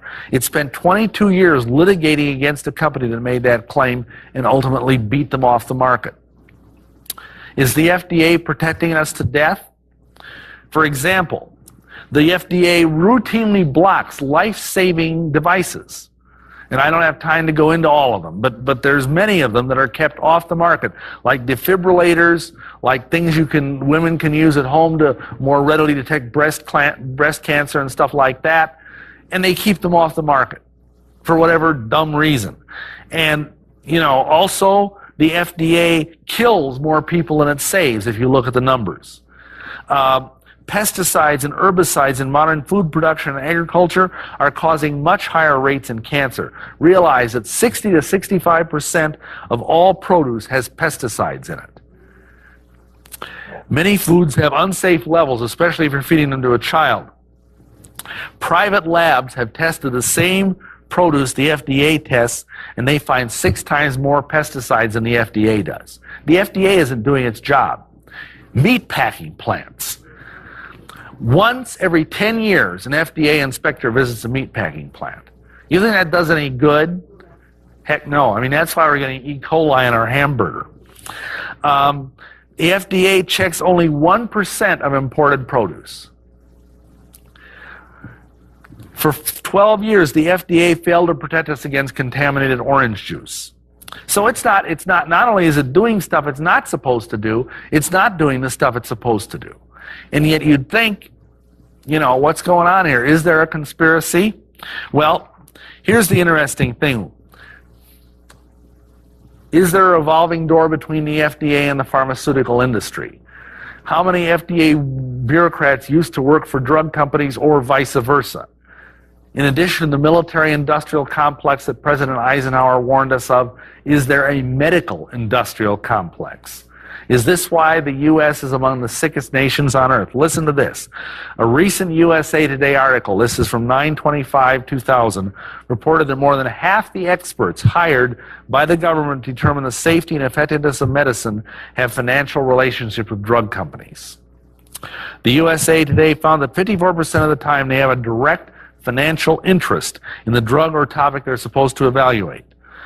The federal law prohibits this. It's not supposed to be happening, but just since 1998 through 2000, the FDA has waived the restriction 800 times. 800 times in 2 years. For example, 8 out of 10 of the members who evaluate the drug Aggrastat made by Merck had conflicts of interest. 80%. These figures underestimate the problem because only 52% of those contacted for the survey responded. Finally, according to JAMA, Journal of the American Medical Association 26/2002, 87% of experts on the committees have ties to the drug industry. Think of that. So, we've presented the problem, now we need to talk about what the solution is. What does the Bible say about this vital issue? Because God is concerned about our health.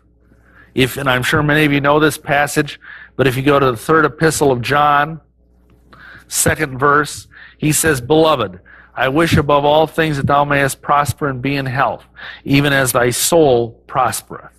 So God wants us spiritually healthy, certainly, but he also wants us physically healthy. Remember, this body is his temple. He doesn't want it full of toxic junk. He doesn't want it all run down. And, you know, you look at the great men of God in the Bible. It says Moses got up to, I think, 125 years old, and it said his strength didn't fail, and his vital force was still with him. That's because he was a vitalist. Not only that, you know, we know people in the old days lived to be 800 or 900 years before the flood. There's a reason for that, and we're going to look at that. First of all, we need to explain the principle of Bible hermeneutics. That's just a big word. It means how do we interpret the Bible correctly. There's an important Bible tool called the law of first mention. And let's look at healing. The first mention of healing indicates that it comes from God. Genesis 20:17 says, Abraham prayed unto God, and God healed Abimelech and his wife and his maidservants, and they bear children. Now, most people would agree, most Christians of whatever denomination would agree that yes, healing comes from God. And we believe the Bible teaches God heals miraculously in response to the faithful prayers of his people. We also want to make clear that even though we believe God heals, we also believe there's nothing wrong with going to doctors if you're sick. And please, again, don't misunderstand that I'm not saying that it's bad to go to doctors or it's evil or doctors are evil. Most doctors are fine men and women. We don't believe God forbids the use of doctors. We just think that there are other ways you can go first, and if those don't happen to work, then go to a doctor. And the first thing I would always say is pray. If you have a headache, if you have a toothache, if you have a backache, ask the Lord to heal it, you know. And, gee, he might even heal it. Hallelujah. Now, in the light of the above statement about, you know, God healing, it's evident, I believe, that the vitalist approach is much closer to the Bible, both philosophically and historically. By definition, vitalists believe that God, however they might conceive him, is foremost in healing. Because, again, obviously Hippocrates was not a Christian. He was a pagan. But he still gave God the credit for healing. However, here's the problem. God is not typically discussed in most AMA-endorsed medical schools or programs as a source of healing. Although the funny thing is there are some doctors, like Dr. Larry Dawsey, who are now talking about prayer as an adjunct to healing. But unfortunately, most of the people, and there's nurses that do this, there's a whole movement called therapeutic touch and stuff like that, but it's all kind of new agey foo-foo stuff, and you need to be careful with it. But at least they're starting to talk about this stuff, at least. Now, again, this is not to say that individual MDs might not have great faith in the Lord. I know many fine Christian doctors and many fine Christian nurses and, other health practitioners. So, nothing against any of that. It's just that what I'm saying is there's a general bias in both medicine and psychiatry against spirituality, and especially against Christian spirituality. Now, what about physicians? When we're looking at what the Bible says, we've already noted how this word got started. It was, you recall, the doctor of physic, and it came up during the early Middle Ages. The first mention of physicians in the Bible bears out medical history, which is no surprise. The Bible is always right, that they are Egyptian. In Genesis 50, verse 2, this is the first time the word is used. It says, "And Joseph commanded his servants, the physicians, to embalm his father, and the physicians embalmed Israel." Now, isn't that interesting? The first time the word physicians are used, it is in regards to death and the use of toxic embalming chemicals, because most of us know that, the kind of stuff they embalm people with, you wouldn't want to drink it. Okay. Almost all references to physicians in the Bible are negative, and there you see some of them listed. Interestingly, in Luke 5:31, Jesus underscored the symptom-oriented approach of physicians. He said, "They that are whole need not a physician, but they that are sick." Now, a vitalist would teach that those who are whole need a good herbalist to help them stay whole. Okay. Another interesting thing just to mention briefly, have any of you heard of the Barefoot Doctor's Manual? I'd be surprised if you had. It's a fascinating book. It's about this thick, and it is the official manual of Chinese medical doctors. And they have an interesting approach over there, which I think we need to copy over here. First of all, they still do house calls. Second of all, they have a policy over there. The way it works is you pay the doctor a small fee every week until you get sick, because it's his job to keep you healthy. And then when you get sick, you stop paying him until you get well. Now, can you imagine what that would do to our medical system over here? Say if you paid think of what we pay for health insurance. The costs are outlandish. If we were to pay our doctors, say, $5 a week just to keep us healthy. And then when you got sick, they'd have to really sweat, to get us going again, But now it's almost, I hate to say it, but it's almost their financial incentive to get us sick and then keep us sick. Not that they would do that deliberately, I would hope. But anyway, the only positive reference to physician would be Jeremiah 8:22, which also contains a reference to the balm of Gilead, which is a healing oil, Matthew 9:12, and Mark 2:17. Of course, there's also Luke, the beloved physician, who's mentioned in Colossians 4:14. Paul talks about him as being with him. And you got to realize, though, Luke would have been trained in the Hippocratic form of vitalistic medicine. He would not have been giving Paul shots and chemotherapy and stuff like that.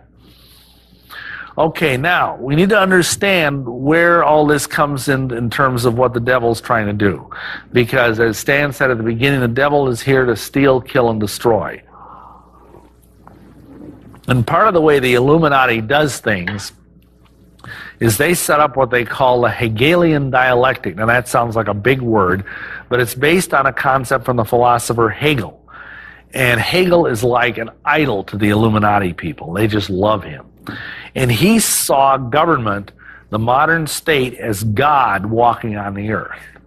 Now, what is that? That's idolatry. And yet that's pretty much what we've got in this country.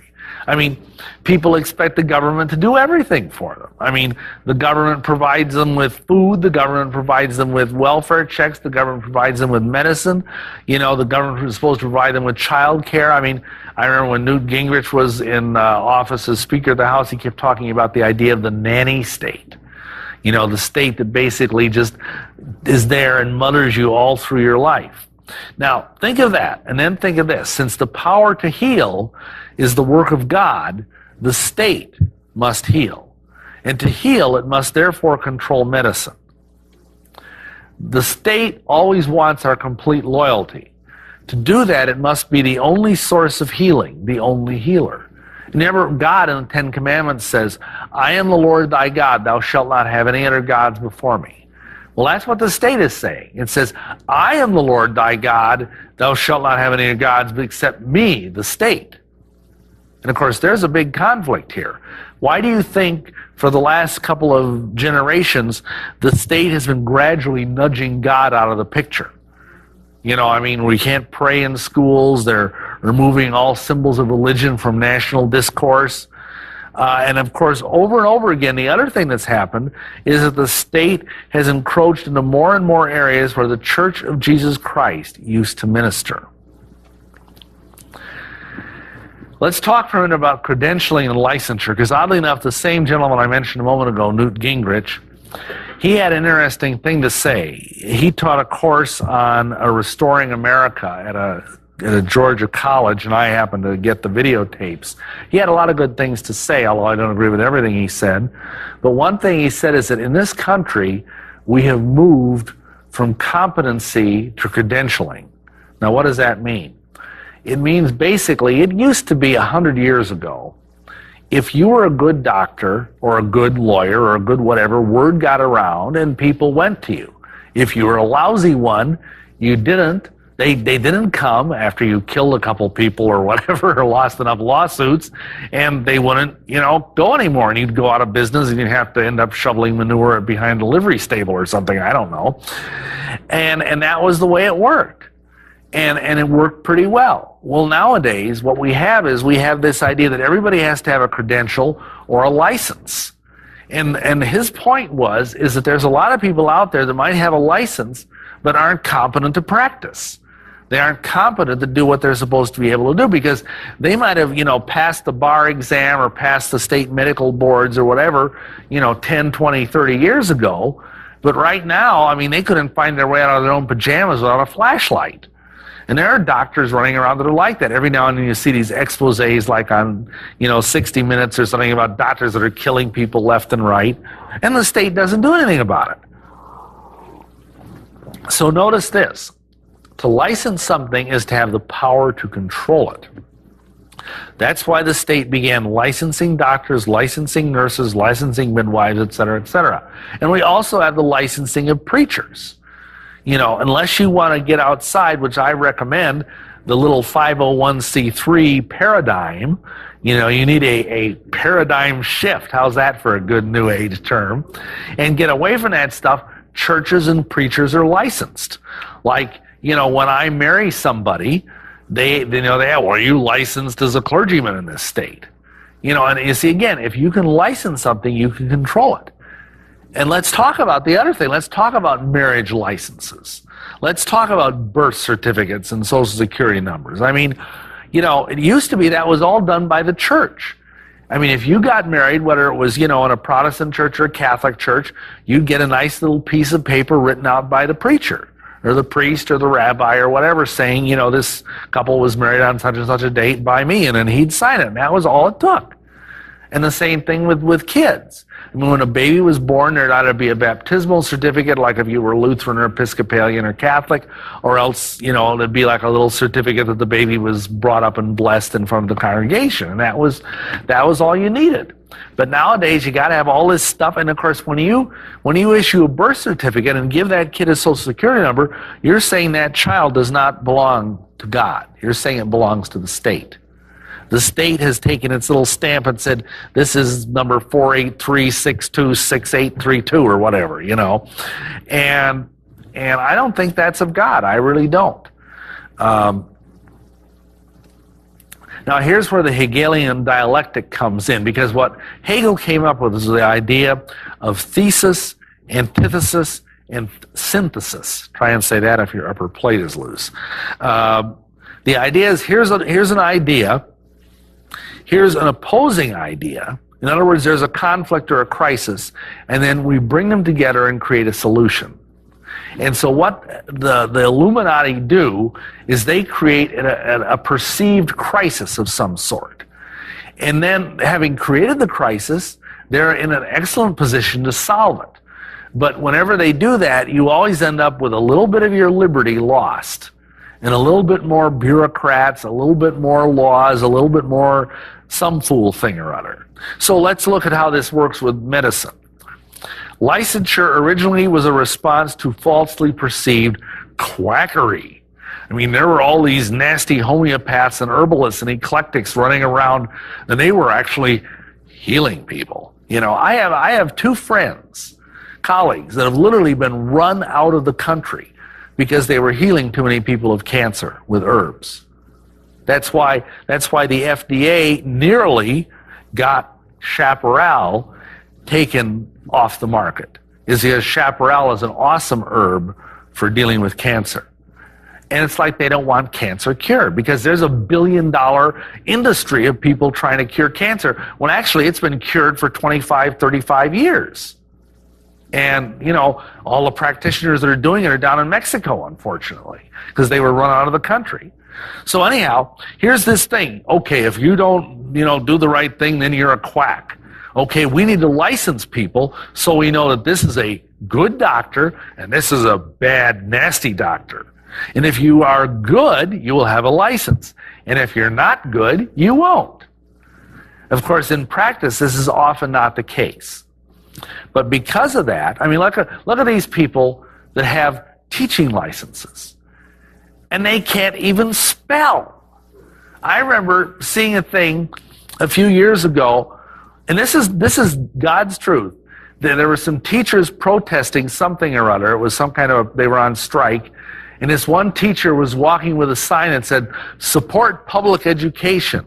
And it was spelled P-U-B-L-I-C-K. I mean, and that's why now you see that bumper sticker that says "Support public education." It's P-U-B-L-I-C-K-E-D-U-C-A, and it's all spelled wrong anyway. And again, they have a license, but they can't teach. I mean, it's obvious they can't teach because we're turning out 60% of the kids can't read by the time they reach 8th grade, and that's appalling. But licensing is everywhere now. State licensing and control of medicine and healing is a satanic usurpation of the church's ministry. In other words, they are taking away from God what belongs to God. Jesus said, "Render unto Caesar the things that are Caesar's, unto God the things that are God." And your body and the body of your kid belongs to God. It doesn't belong to the state. Remember, hospitals and healing belong to those who were following Jesus for centuries. It's only been in the last really 50 or 60 years that hospitals have been big business. Both healing and midwifery were part of the church's historic function for centuries. Now, Satan as a dragon is frequently shown to be a symbol of earthly government. For example, Satan's boast to Jesus in Matthew 4:8-9 when he's tempting Jesus and he says, "All the kingdoms of this world belong to me. Worship me and I will give them all to you." Jesus didn't say, "Oh no, that's not right. You don't have those kingdoms." Unfortunately, every kingdom on this planet belongs to the devil, including, unfortunately, the United States of America. At least the government does. Satan, then, you have various governments such as Babylon that are spoken of as homes of dragons. Jeremiah 51:37 and 34. Egypt is spoken of as being an abode of dragons in Ezekiel 29:3. Now also, let's look at this for a minute. The devil originally had a job with God. He was the adversary. That's what Satan means. It means the adversary. He was like designed to be God's prosecuting attorney. And in Job, it says he was walking up and down in the earth and to and fro upon it. And he was looking for people that were sinners. And he would then go and accuse them before God. And now think about this. Satan is the prosecutor, so is the state. Satan sentences people, so does the state. Satan is even the executor. He executes people, and so does the state. It's the same exact thing. Even historically, many nations have used the dragon as their symbol of government. You see dragons all over the flag of England, all over the flag of Wales, and of course many times used as symbols of the Emperor of China. So, this is a very pervasive idea. Now, the two main healing ministries of the early church were midwives and then spiritual and physical healing. In the light of this, it is interesting to note what is prophesied in Revelation 12. In Revelation 12:4, it says, talking about the dragon, and his tail drew the third part of the stars of heaven, and it cast them to the earth. And the dragon stood before the woman which was ready to be delivered, and for to devour her child as soon as it was born. Now, you can get all kinds of different interpretations of who the woman is and who the child is. You know, I personally believe the woman is Israel, and that the child is the seed of Israel. But, you know, other people are going to say, no, the seed is the church or whatever. But it doesn't matter. The fact of the matter is, the dragon here is usurping the role of midwife.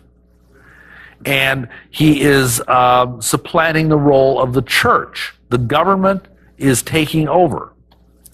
Whether it is in the satanic medical industry of abortion, or in the encroachment of the state medical regulations upon the church and other natural healers, we see this prophecy being literally fulfilled right before our eyes.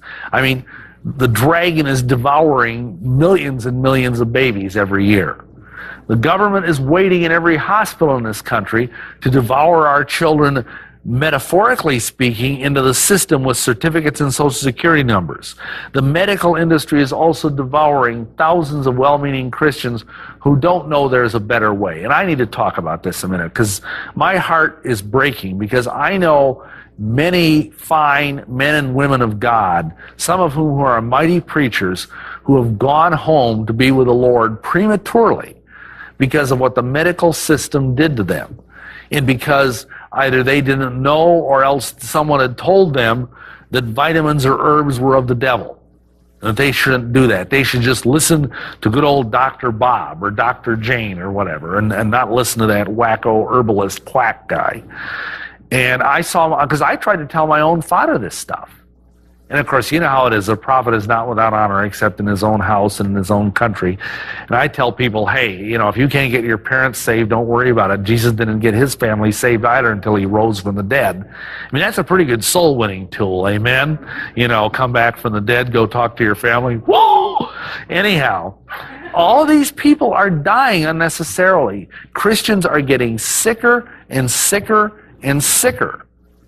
Our nation is getting more and more sick all the time. And what can you do about it? There is another way. Especially now, I believe Christians need to take back charge of their own health and the health of their families. In most cases, we can go back to being our own doctors if we listen to our bodies and take responsibility for our own health. We also need, and this is important, and this might hurt a little bit, but we need to stay away from the toxins which the government and the food industry has laid upon our shoulders as much as possible. Now, here's my broad plan for health. And those of you that saw the Illuminati video, some of this might be a repetition, for which I apologize, but here goes. You've got to be sure your gastrointestinal tract and your colon are clean and healthy. Number two, as far as possible, avoid the white plague of processed foods, white flour, white sugar, white dairy products, etc. Eat as much as possible of wholesome natural foods, predominantly raw. As much as possible, avoid toxic chemicals, and that's not easy because they're all around us. For health challenges, use the powerhouse food that our Lord, the God, the King of the universe has provided for us. Now let's talk about the first issue, keeping it moving. Many Americans are constipated, and this is the source of virtually all disease, is simple constipation. I mean, let's face it. You know, if you've got high blood pressure, you're constipated. I don't mean in your colon necessarily. Your blood vessels and arteries are constipated. If you've got a tumor, it's because your body is trying to encapsulate something because of constipation. If you've got endometriosis, it's because something is constipated down in the area of the female organs. You know, and many Americans, I mean, I'll never forget, I was preaching down in South Carolina, having dinner with the pastor, and he was complaining about how he was having all these headaches all the time. And the guy had I don't want to say anything, but the guy had really bad complexion. I mean, for a guy in his 30s, he just had really bad skin. And I said, well, pardon me for asking, preacher, but you know, how often do you have a bowel movement? He says, oh, about once a week. You know, and the guy was skinny as a rail. I mean, if he stood sideways and stuck out his tongue, he would have thought he was a zipper, but he was really, really sick, because if you eat 3 meals a day, which he did, and then you have, only 1 bowel movement a week, where's all those other, 20 meals going? Like many of you may have heard, when John Wayne died of cancer, they did an autopsy, and he had like 60 pounds of fecal material in his colon. And how long had he been carrying that? And some of you may have heard this story from me personally, but when I had my little colon cancer crisis, I went to a colonic therapist. Praise God, I did. And I lost 35 pounds in one night. And it was all fecal material that I'd been carrying in my colon. And I was eating fairly healthy. Think about that. And if you aren't having 2 or 3 bowel movements a day, you need to go and get a gentle intestinal cleanse. And if any of you have questions about that, I'd be happy to share how to do that. Increase the amount of whole fruits, grains, and veggies in your diet, because that's where you get roughage. That's where you get the fiber that you need to keep yourself moving. And there are some herbs. And I would also say each and every one of you in this room, if you're not doing this, you need to be taking flaxseed, preferably ground up, because it's harder for the body to digest if it isn't. Especially men, but really all of you should be taking flaxseed on a daily basis, because that's so good for your bowels, it's so good for cholesterol, and it's especially for men who are in my age group or older, it's very good for the prostate. Avoid the white plague. Realize that white flour and sugar and refined rice have probably killed more people in this country than terrorism ever will. And that might seem like kind of a radical statement, but frankly, sugar is the most toxic drug and the most widely used drug in this nation. Why do I say that? Well, because sugar has side effects, and because sugar is not a natural substance. The funny thing is, if you go to some place like the Caribbean or Hawaii, and you take a machete out there and cut down a piece of pure cane sugar right out of the field, and you chew that, or and oh man, does that taste good and sweet and everything. It's oddly enough a little like celery, but it's sweet. Or if you take that and grind that into a pure juice and drink it, your blood sugar won't go boing like that, because that's a natural substance. Your body can look at that and say, oh yeah, sugar, I can do this. But when they take that and they refine it, and by the way, brown sugar is not healthy. A lot of people think that brown sugar, all it is white sugar with maple flavoring in it, Some people think that's health food sugar. It isn't. But I mean, that is not a natural product. And it causes so many side effects, and especially, I mean, that's why we're having so much obesity in this nation. I mean, right now, we are the fattest nation on earth. And you know why? And I mean, I struggle with this too. But the funny thing is we got fatter in record time. Just between 1950 and the year 2000, our obesity rate skyrocketed.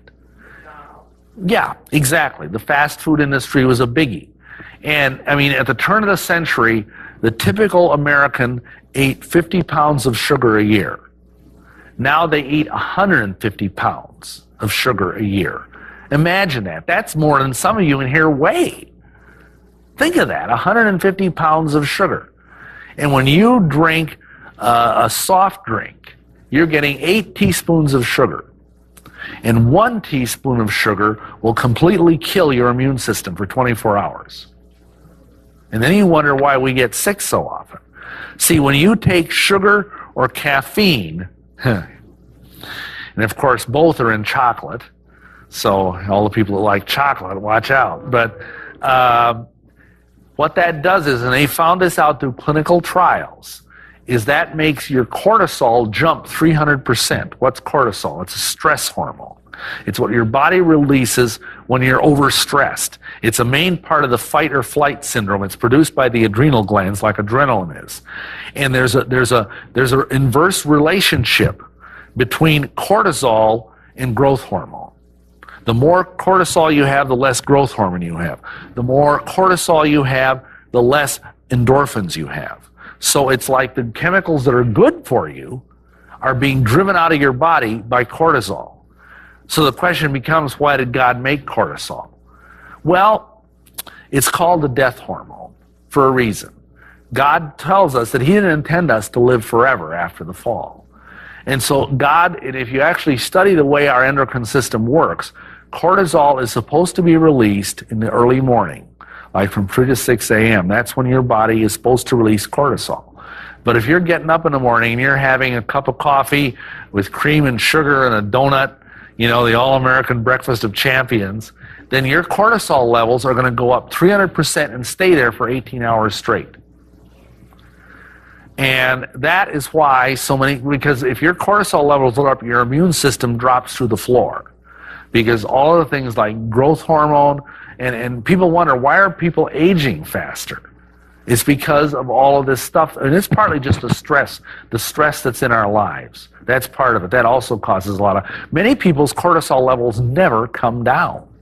Because between the stress in their lives, their boss yells at them, they come home, the kids are, you know, crucifying the cat in the backyard, the wife is yelling at them, they want to, you know, go upstairs and say, Calgon, take me away, or whatever, you know. And then, you know, they go back to work and the boss is yelling at them again. They can't even sleep well at night because they're so jittery from all this cortisol in their system. I think sugar is a government conspiracy. Well, it may very well be. And you see, the government is what's behind all of this, because if they wanted to stop this, they could. But see, there's a huge sugar industry. And not only is it just sugar, but like, how about high fructose corn syrup? That's in everything. In a lot of the juices. Oh, juices are healthy, right? No, not unless you juice them freshly. Unless, or maybe if they're pure organic juice like you might buy in a health food store. But even then, that can't hold a candle to like fresh vegetable or fruit juice that you juice yourself. But see, you know, fructose is really no healthier than is sucrose, which is table sugar, the white sugar you see in the store.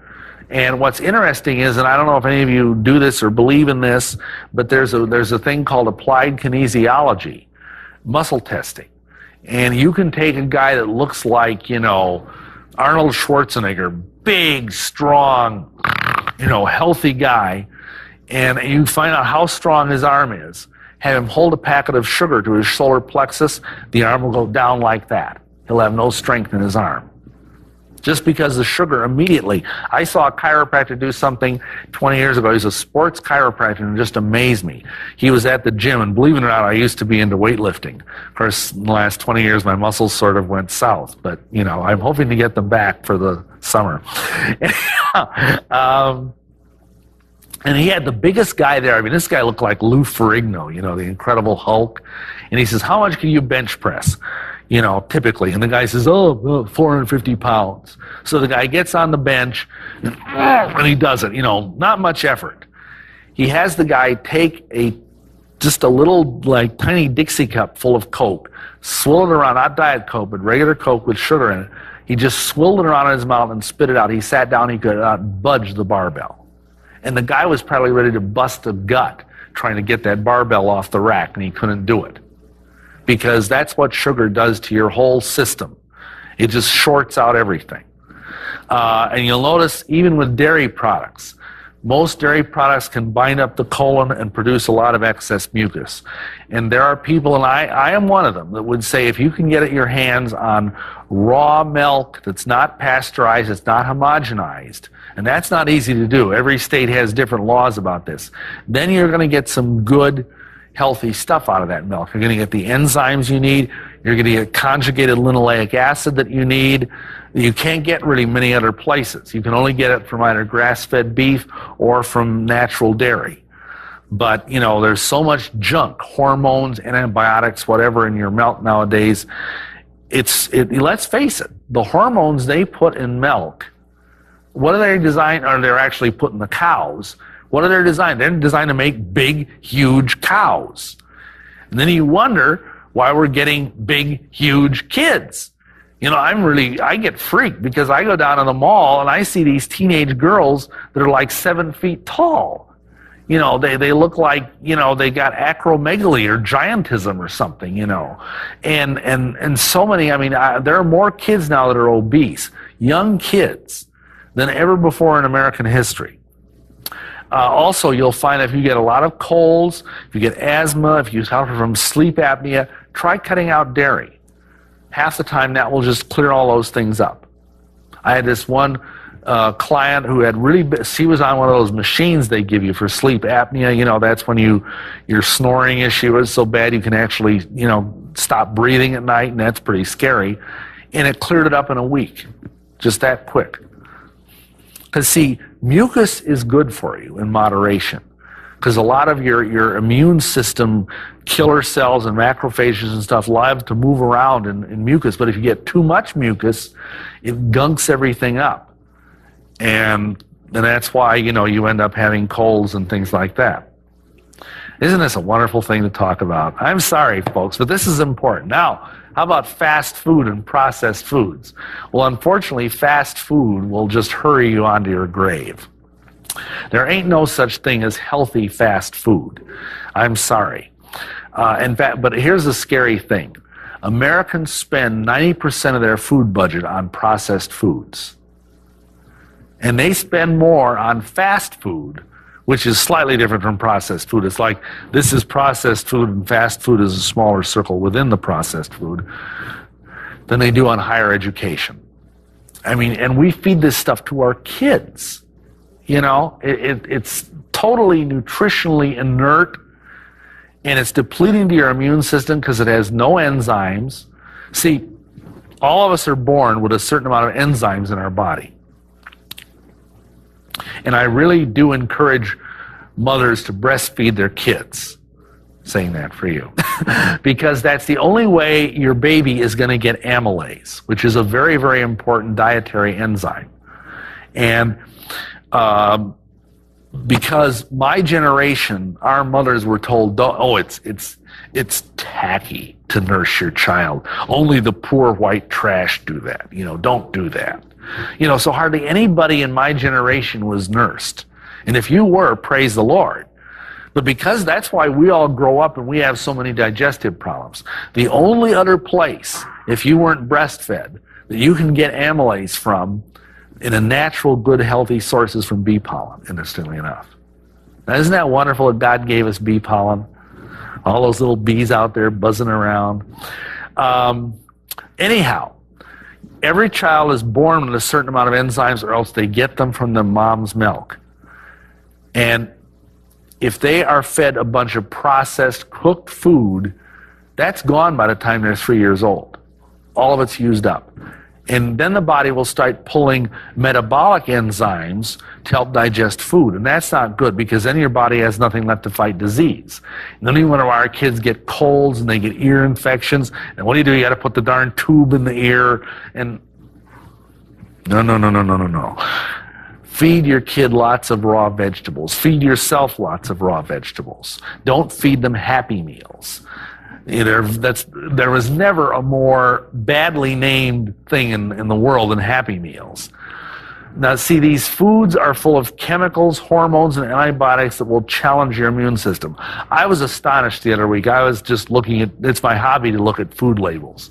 Some people tell me I need to get a life, but that's my hobby. I pray, I have good time with the Lord, and I look at food labels. Sue me. And I discovered it, and I won't name the name, but that a very prominent brand of brats, which, by the way, I would not eat because they have pork in them, but anyhow, a very prominent brand of bratwurst had propylene glycol in it as a preservative. Now, for those of you that don't know, propylene glycol is antifreeze. Can you imagine what that's doing when you're eating those foods? Now, what do you eat? People say, well, what do I got to eat? Rabbit food? Well, do you know any rabbits with colon cancer? Do you know any rabbits that have arthritis? You don't see those bunny rabbits out there with walkers or canes or crutches. No, they get around just fine. You need more live foods, fruits, nuts, vegetables, and when raw, these are rich in enzymes and they'll replenish your enzyme bank. Now you can also get a lot of good companies sell excellent enzymes. And many people, if you're taking Tums, if you're taking Pepsid or Tagamet or things like that, stop it. I mean it, stop it. Because that's just making matters worse. Instead, take digestive enzymes. And if you have questions about that, I'd be happy to answer them. You know, if you need to eat meat, try to stick to organic grass-fed beef and free-range poultry. And try to keep this to only 25 and 30% of your diet. And people say, well, that's more expensive. Yeah, you're right, it is. But on the other hand, the more people that eat it, the less expensive it will get. The only reason these farmers are pumping, you know, these poor cows full of all these things and trying to sell us, they're all ballooned out like some gross pustulence or something, you know, is because people are buying it. And of course, who are the biggest consumers of this stuff? The fast food industry. In fact, if any of you want to really have an interesting, I don't know where the book went. Someone ran off with the book. Oh, here it is. We don't sell this here, but Fast Food Nation, this guy is not a Christian or anything, but it's a fascinating study of the fast food industry and how it has changed our health, how it has changed the whole way we live as Americans, and of course now it's spreading around the world. Cold water fish such as salmon and herring are excellent for your heart, and I've already mentioned flaxseed. Now, be aware of this. There's tens and thousands of toxic chemicals in our environment that our ancestors never even had to worry about. I mean, and understand something, these chemicals can shut down our body's immune systems, they can damage our hormonal response, many cause cancer. And I want you to understand something. Your body can consume things through its skin. You have pores. If you take a bath in city water that's chlorinated, you're absorbing that chlorine, which is a carcinogen, into your skin because when you, and some of you may know this, when you get into hot water, your pores open. That's the idea behind like a sauna or a steam bath. Well, your pores are opening and you're taking in the wrong stuff. And not only that, what's in your shampoo? What's in your bath gels, your skin creams, your hair creams, all these things we put on our bodies. I mean, look on the back of them. You know, methylprobalamine, D-lauryl sulfate, you know, all these long words we can't even pronounce. I have a rule. If you can't pronounce it, don't eat it.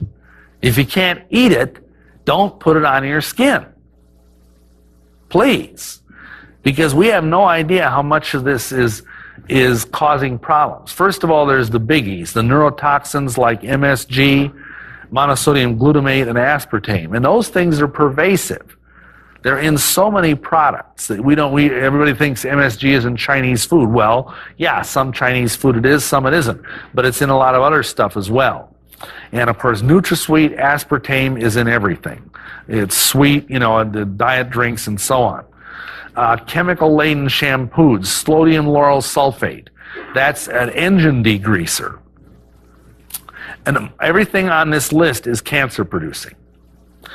DEA, diethylamine, diethanolamine, anyway, propylene glycol, antifreeze, alcohol, which is in mouthwash, aluminum deodorants, fluoride, which is in toothpaste. That's another interesting. Do you know why we have fluoride in toothpaste?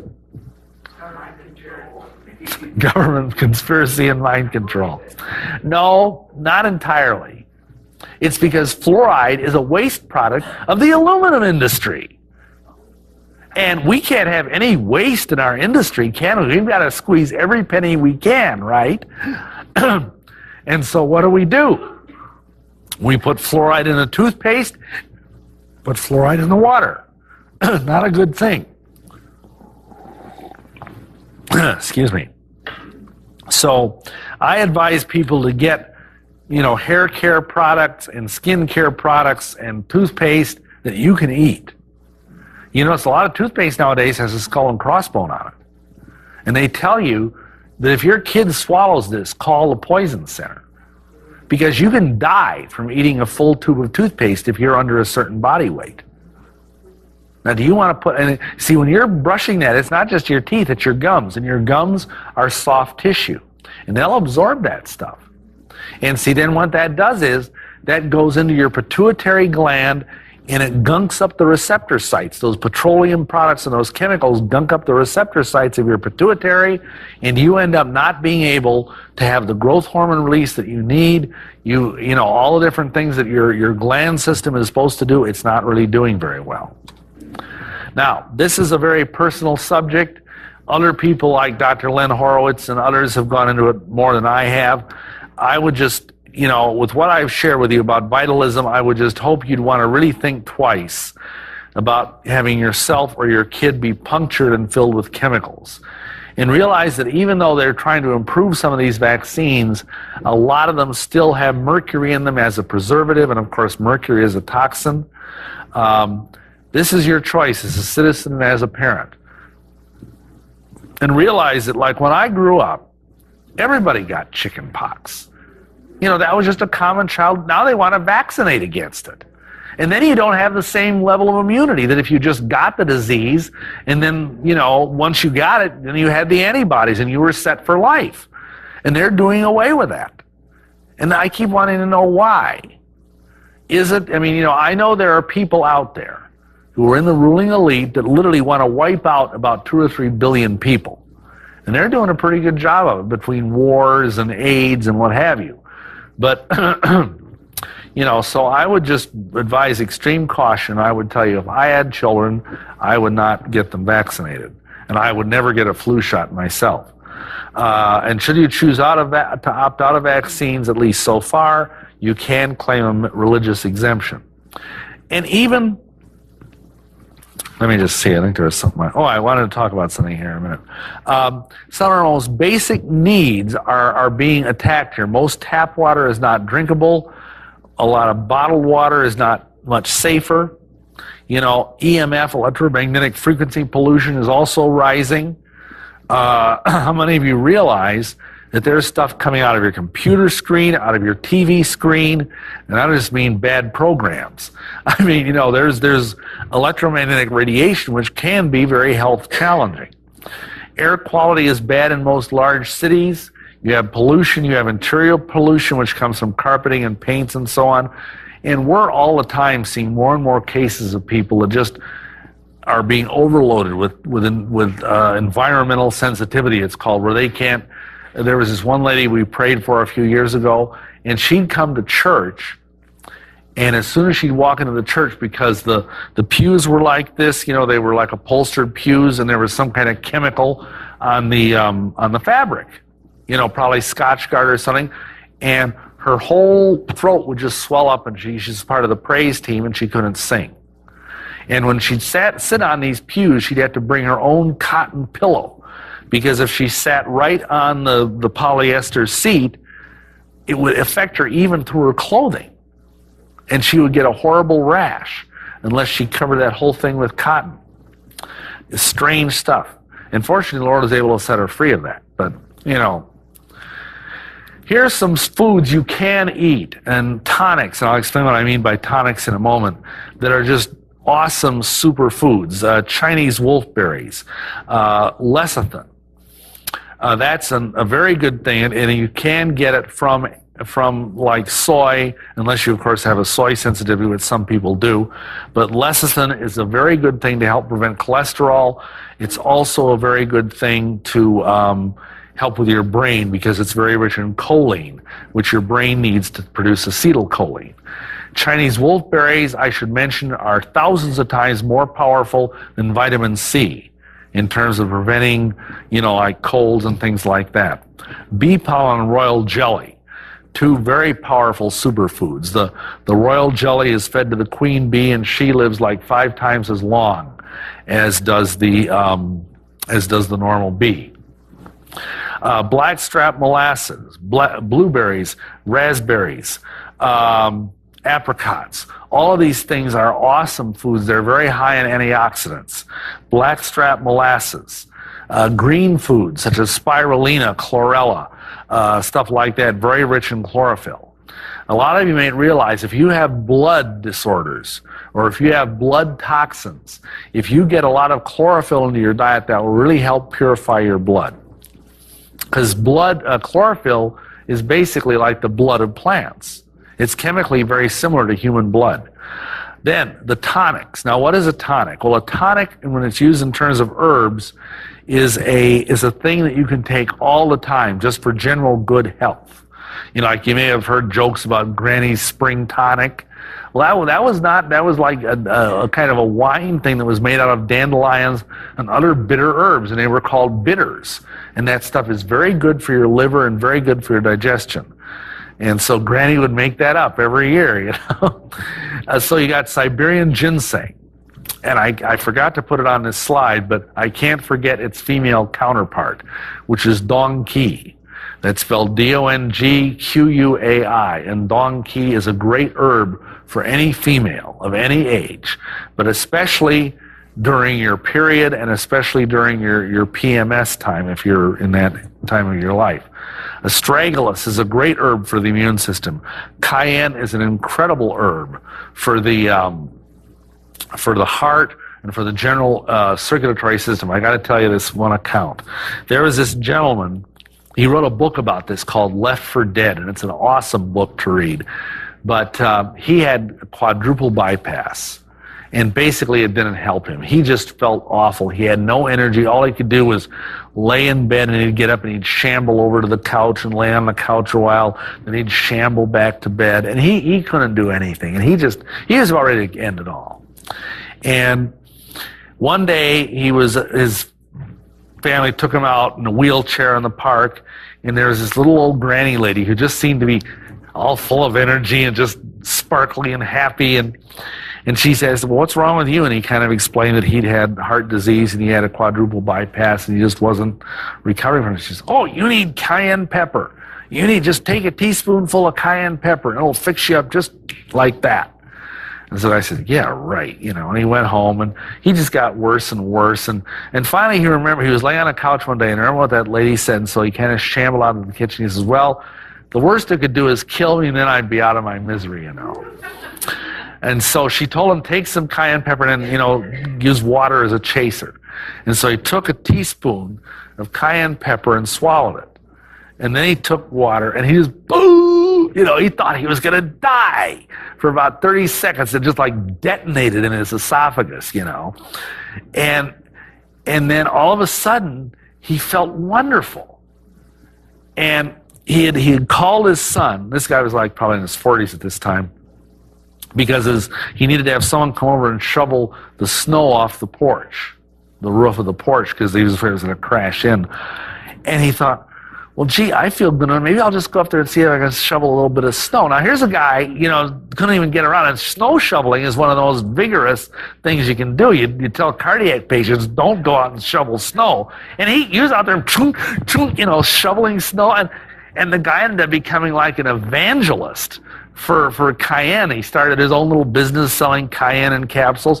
And I'll tell you, you can literally stop a heart attack like that just by putting some cayenne pepper under the person's tongue.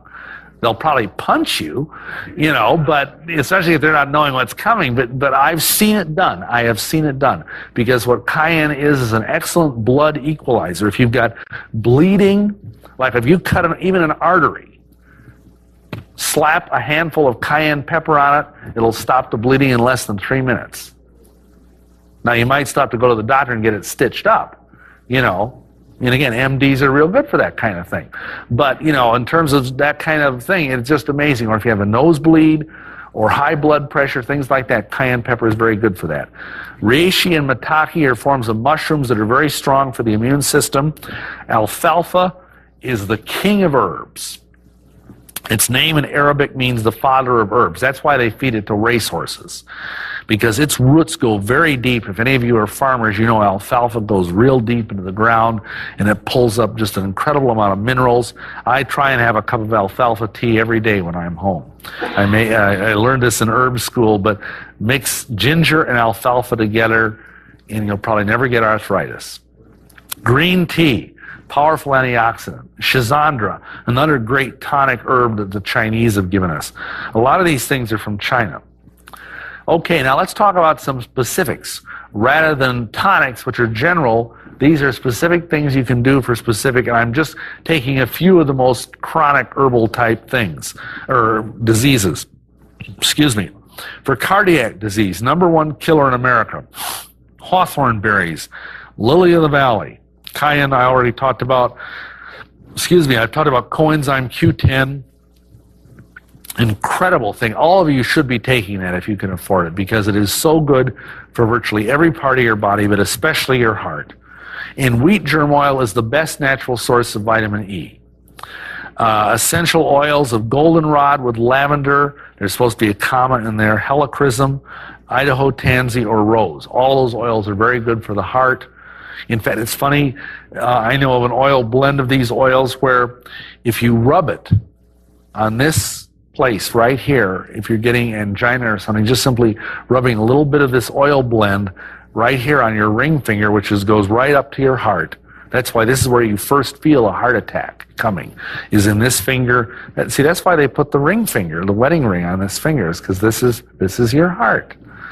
And it just clears it right up. If you have cardiac arrhythmia, which means your heart beats irregularly and kind of funny, oil of Lang Lang. Very nice oil. Whoops, went too far. Cancer. Everybody's scared of cancer, the big C. Well, I had colon cancer 20 years ago, and I got rid of it just with a cycle of some good herbs like this and some colon colonics, which is sort of like a glorified enema.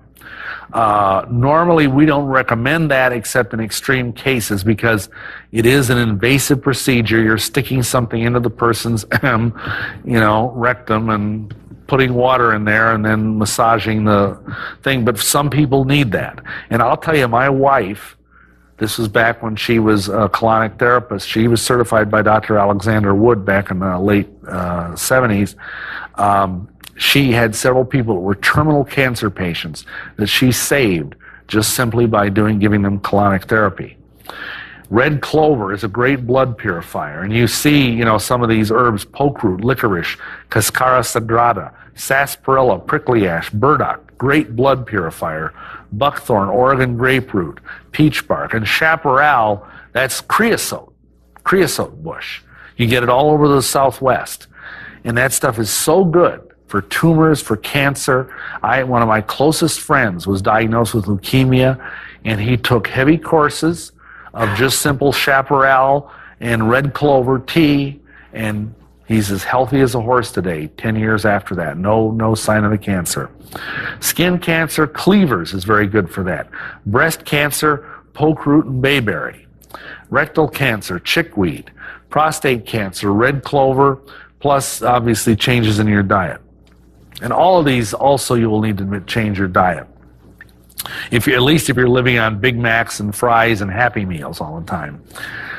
Solvent herbs for high blood pressure to get the sludge out of the blood: cayenne, garlic, and sassafras. Dr. Shook, who is a great old herbalist, he came up with a wonderful high blood pressure formula there. You see valerian root, licorice root, buckthorn, speedwell, linden flowers, rue, and goldenrod.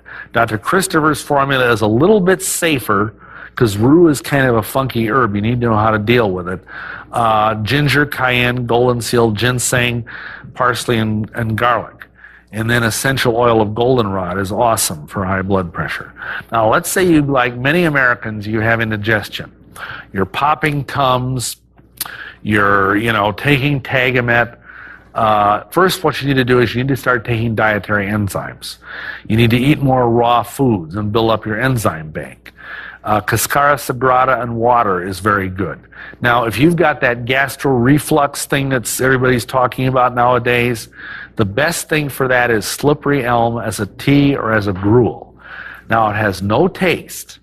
So you can just put like a big scoop of slippery elm in like warm to hot, not boiling because you'll kill all the enzymes in the herb, water, and just stir it up, put in some stevia to sweeten it, and eat it just like a porridge. Now you kind of got to get by the consistency because it's what's called a mucilaginous herb. That's why it's so soothing, which means it kind of looks like snot. But if you can get past that, it's so soothing. One guy I heard a story of, he had actually esophageal cancer from so much gastric reflux. Because you can get that if you're constantly burping up stuff and everything. It can actually deteriorate the cells in your esophagus to the point that they can become either precancerous or cancerous. And this guy, what they put him on was 3 tablespoons of slippery elm 3 times a day. That's a lot of slippery elm. But completely cleared it up. No more cancer, no more reflux. Elecampane and papaya. Papaya is very rich in enzymes, especially if you're one of those carnivore types that likes to eat meat. Papaya has an enzyme in it, papain, which will help you digest meat. It can, a lot of ulcer type conditions and indigestion are caused by a bacteria, Helicobacter pylori, and you can deal with those with echinacea golden seal. Ginger, paradoxically, even though ginger is a hot herb, it is very good for the digestion. Caraway and cardamom are also good, and essential oil of peppermint and lavender. I'll tell you, when I started, I used to be popping Tums all the time, and I'm ashamed to say that. But I had some significant digestive issues for reasons I don't have time to go into. And when I started taking essential oil of peppermint, I haven't had a Tum since March, since I started using oil of peppermint. For female issues, best all-around thing you can take if you're a woman from 12 to 90 is red raspberry leaf tea. If you suffer from excessive menstruation, raspberry leaves, prickly ash, blue cohosh, wild yam, and cinnamon. It might interest you to know, ladies, that the first birth control pill was synthesized from Dioscorea villosa, which is wild yam. Dysmenorrhea, and it's funny, everybody always asks, well, is there an herbal birth control?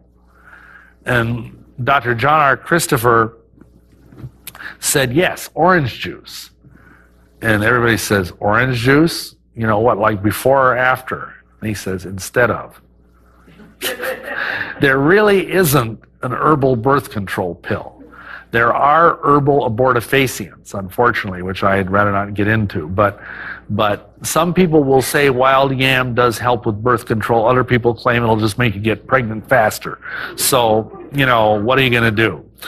Painful menstruation, you take squaw vine, red raspberry, uva ursi, golden seal, and white poplar. If you have suppressed or irregular menstruation, amenorrhea, pennyroyal, motherwort, blue cohosh, life-root, and thyme. And some great essential oils for female issues are geranium, fennel, and clary sage. Specifics, pain and headache. Headaches, white willow bark or peppermint tea, essential oil of peppermint and lavender, just clear it right up. Migraines, feverfew. The thing with feverfew, that's an herb, you've got to take it every day if you have migraines, and it will generally keep the migraines away. Also, essential oil of German chamomile, grapefruit oil, peppermint, or helichrysum oil. If you have like muscle pain, back pain, essential oil of peppermint or wintergreen are very good for that. For insomnia, skullcap tea. Now that sounds funny, but that's actually the name of an herb, skullcap. It has nothing to do with the human skull, believe me. Let me have a little bit of skullcap tea, dearie. It sounds kind of witchy, doesn't it? It isn't. It's just a nice herb that God made. Just has a funny name. A lot of herbs have funny names, by the way. My favorite one is purple loosestrife. Isn't that a neat name? I just love that name. Anyhow, there's another formula that's very good for insomnia is valerian, vervain, skullcap, and wood betony. Now, we all know about hops because you make beer out of hops. But hops are a great herb for sleeping. You can either make a tea, or if you place fresh hops in a pillow, stuff the pillow with hops and sleep on the pillow, you'll go right to sleep. It's very effective. Also, essential oil of lavender, valerian, marjoram, goldenrod, Roman chamomile, and orange. Lavender will put you right out. And plus, it smells so good. You know, essential oil of lavender is wonderful. Some final thoughts. You need to get exercise. You need to, this isn't on this list, but you need to drink plenty of good, pure water. But you need to exercise, too, to get the blood and the lymph system moving. And if you're not in good enough health to go, I'm not saying you got to go out and run 5 miles a day. Walking is perfectly excellent exercise. And if you can't do that, then just stand there and do this. You know, it's better than nothing. And if you can't do that, then buy one of those bouncer things and just stand on the bouncer and do this. You know, anything, because that's what helps get your lymph going. Juicing. There's nothing better than fresh juice from fruit or vegetables. Understand the basic principle. Juices from fruit, and fruits generally, are cleansing. Vegetables and vegetable juices, if they're raw, are building. So fruits cleanse, vegetables build. And you need to have both, obviously. Then there's the Sabbath. And I'm not one of these people that say if you don't keep the Saturday as seventh-day Sabbath, then you're going to hell. That's not my point. My point is God had a very good idea in that you want to take 1 day a week off.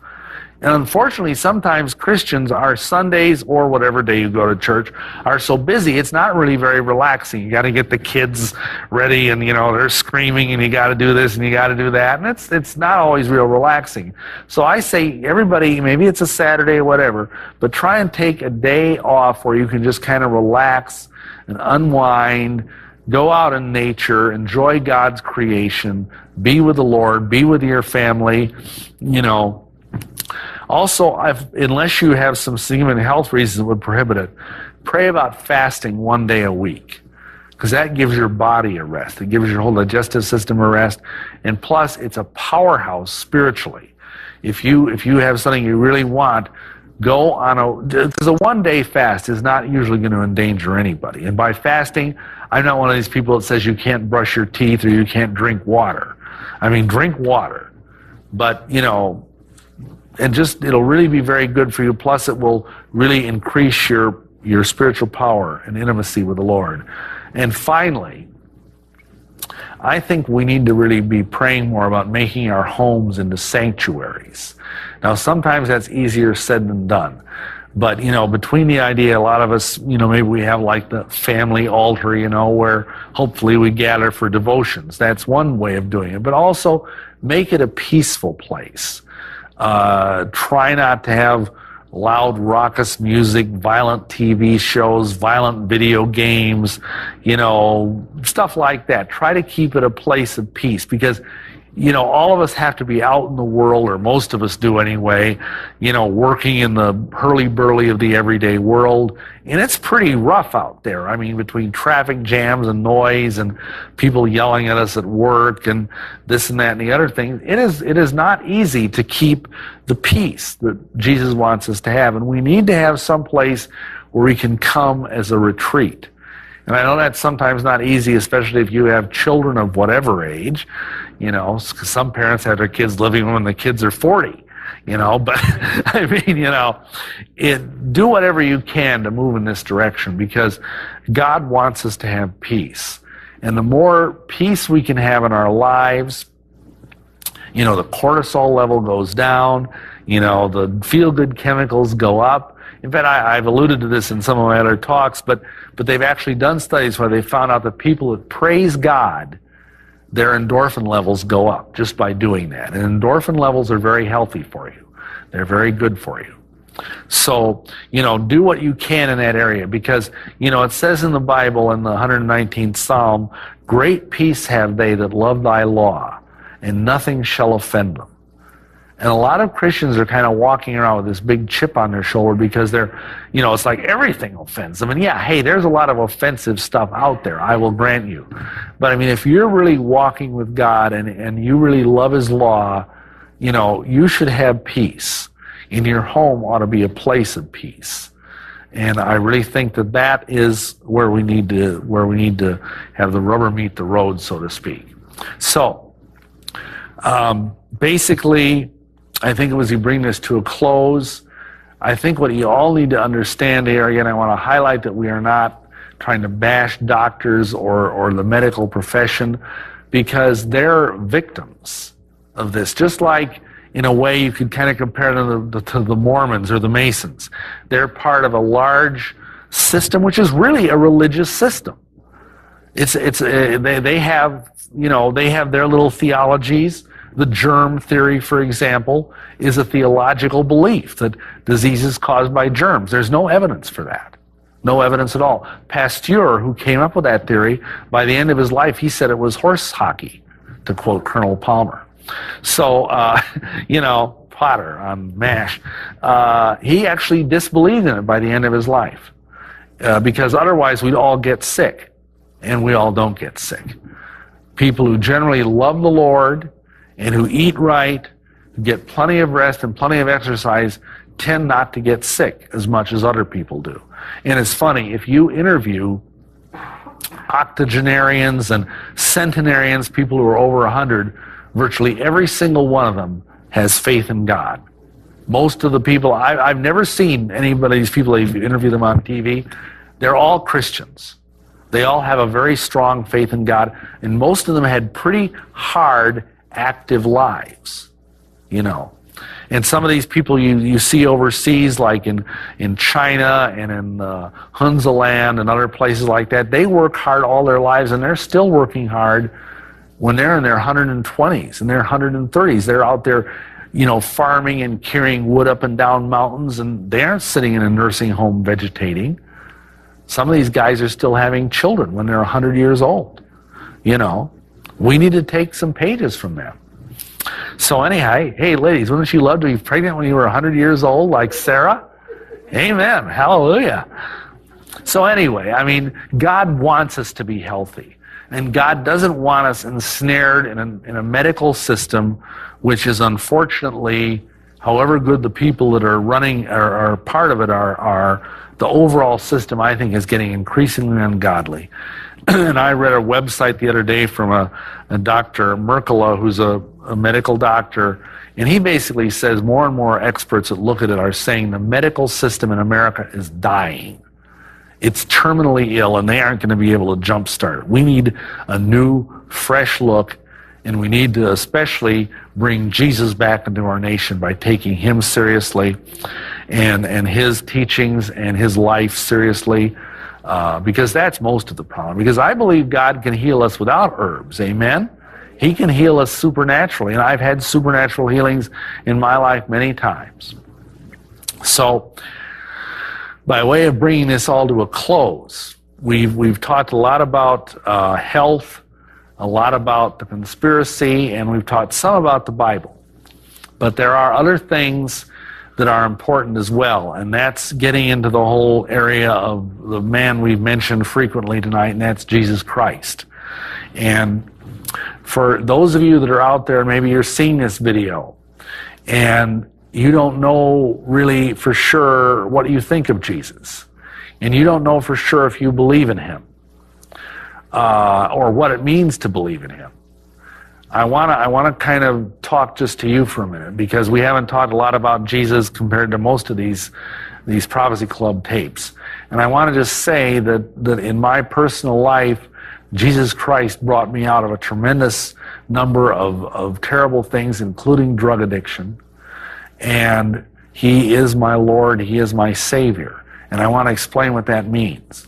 Because a lot of people acknowledge that Jesus lived, and that, there was a guy back there 2,000 years ago, and I guess he was crucified. Yeah, that's interesting. That's not what it means to believe in Jesus. That's like believing in George Washington. He existed. Believing in Jesus that way will not save you. What you need is saving faith. And the best way I know how to describe that is, if you see a chair sitting across from you in your room, and you say, I believe that chair can hold me up. But until you actually go and relax and let your body plop into that chair, you really haven't trusted the chair and really believe that it would hold you. And that's what Jesus is saying. He's saying, if you really believe in me, if you really trust in me, you'll relax, if you will, into me and let yourself trust in what I have done, because that is the difference between Christianity and all other religions. A lot of people think Christianity is a religion. It's not. It's a relationship. And Christianity is about a relationship with a man who is also God.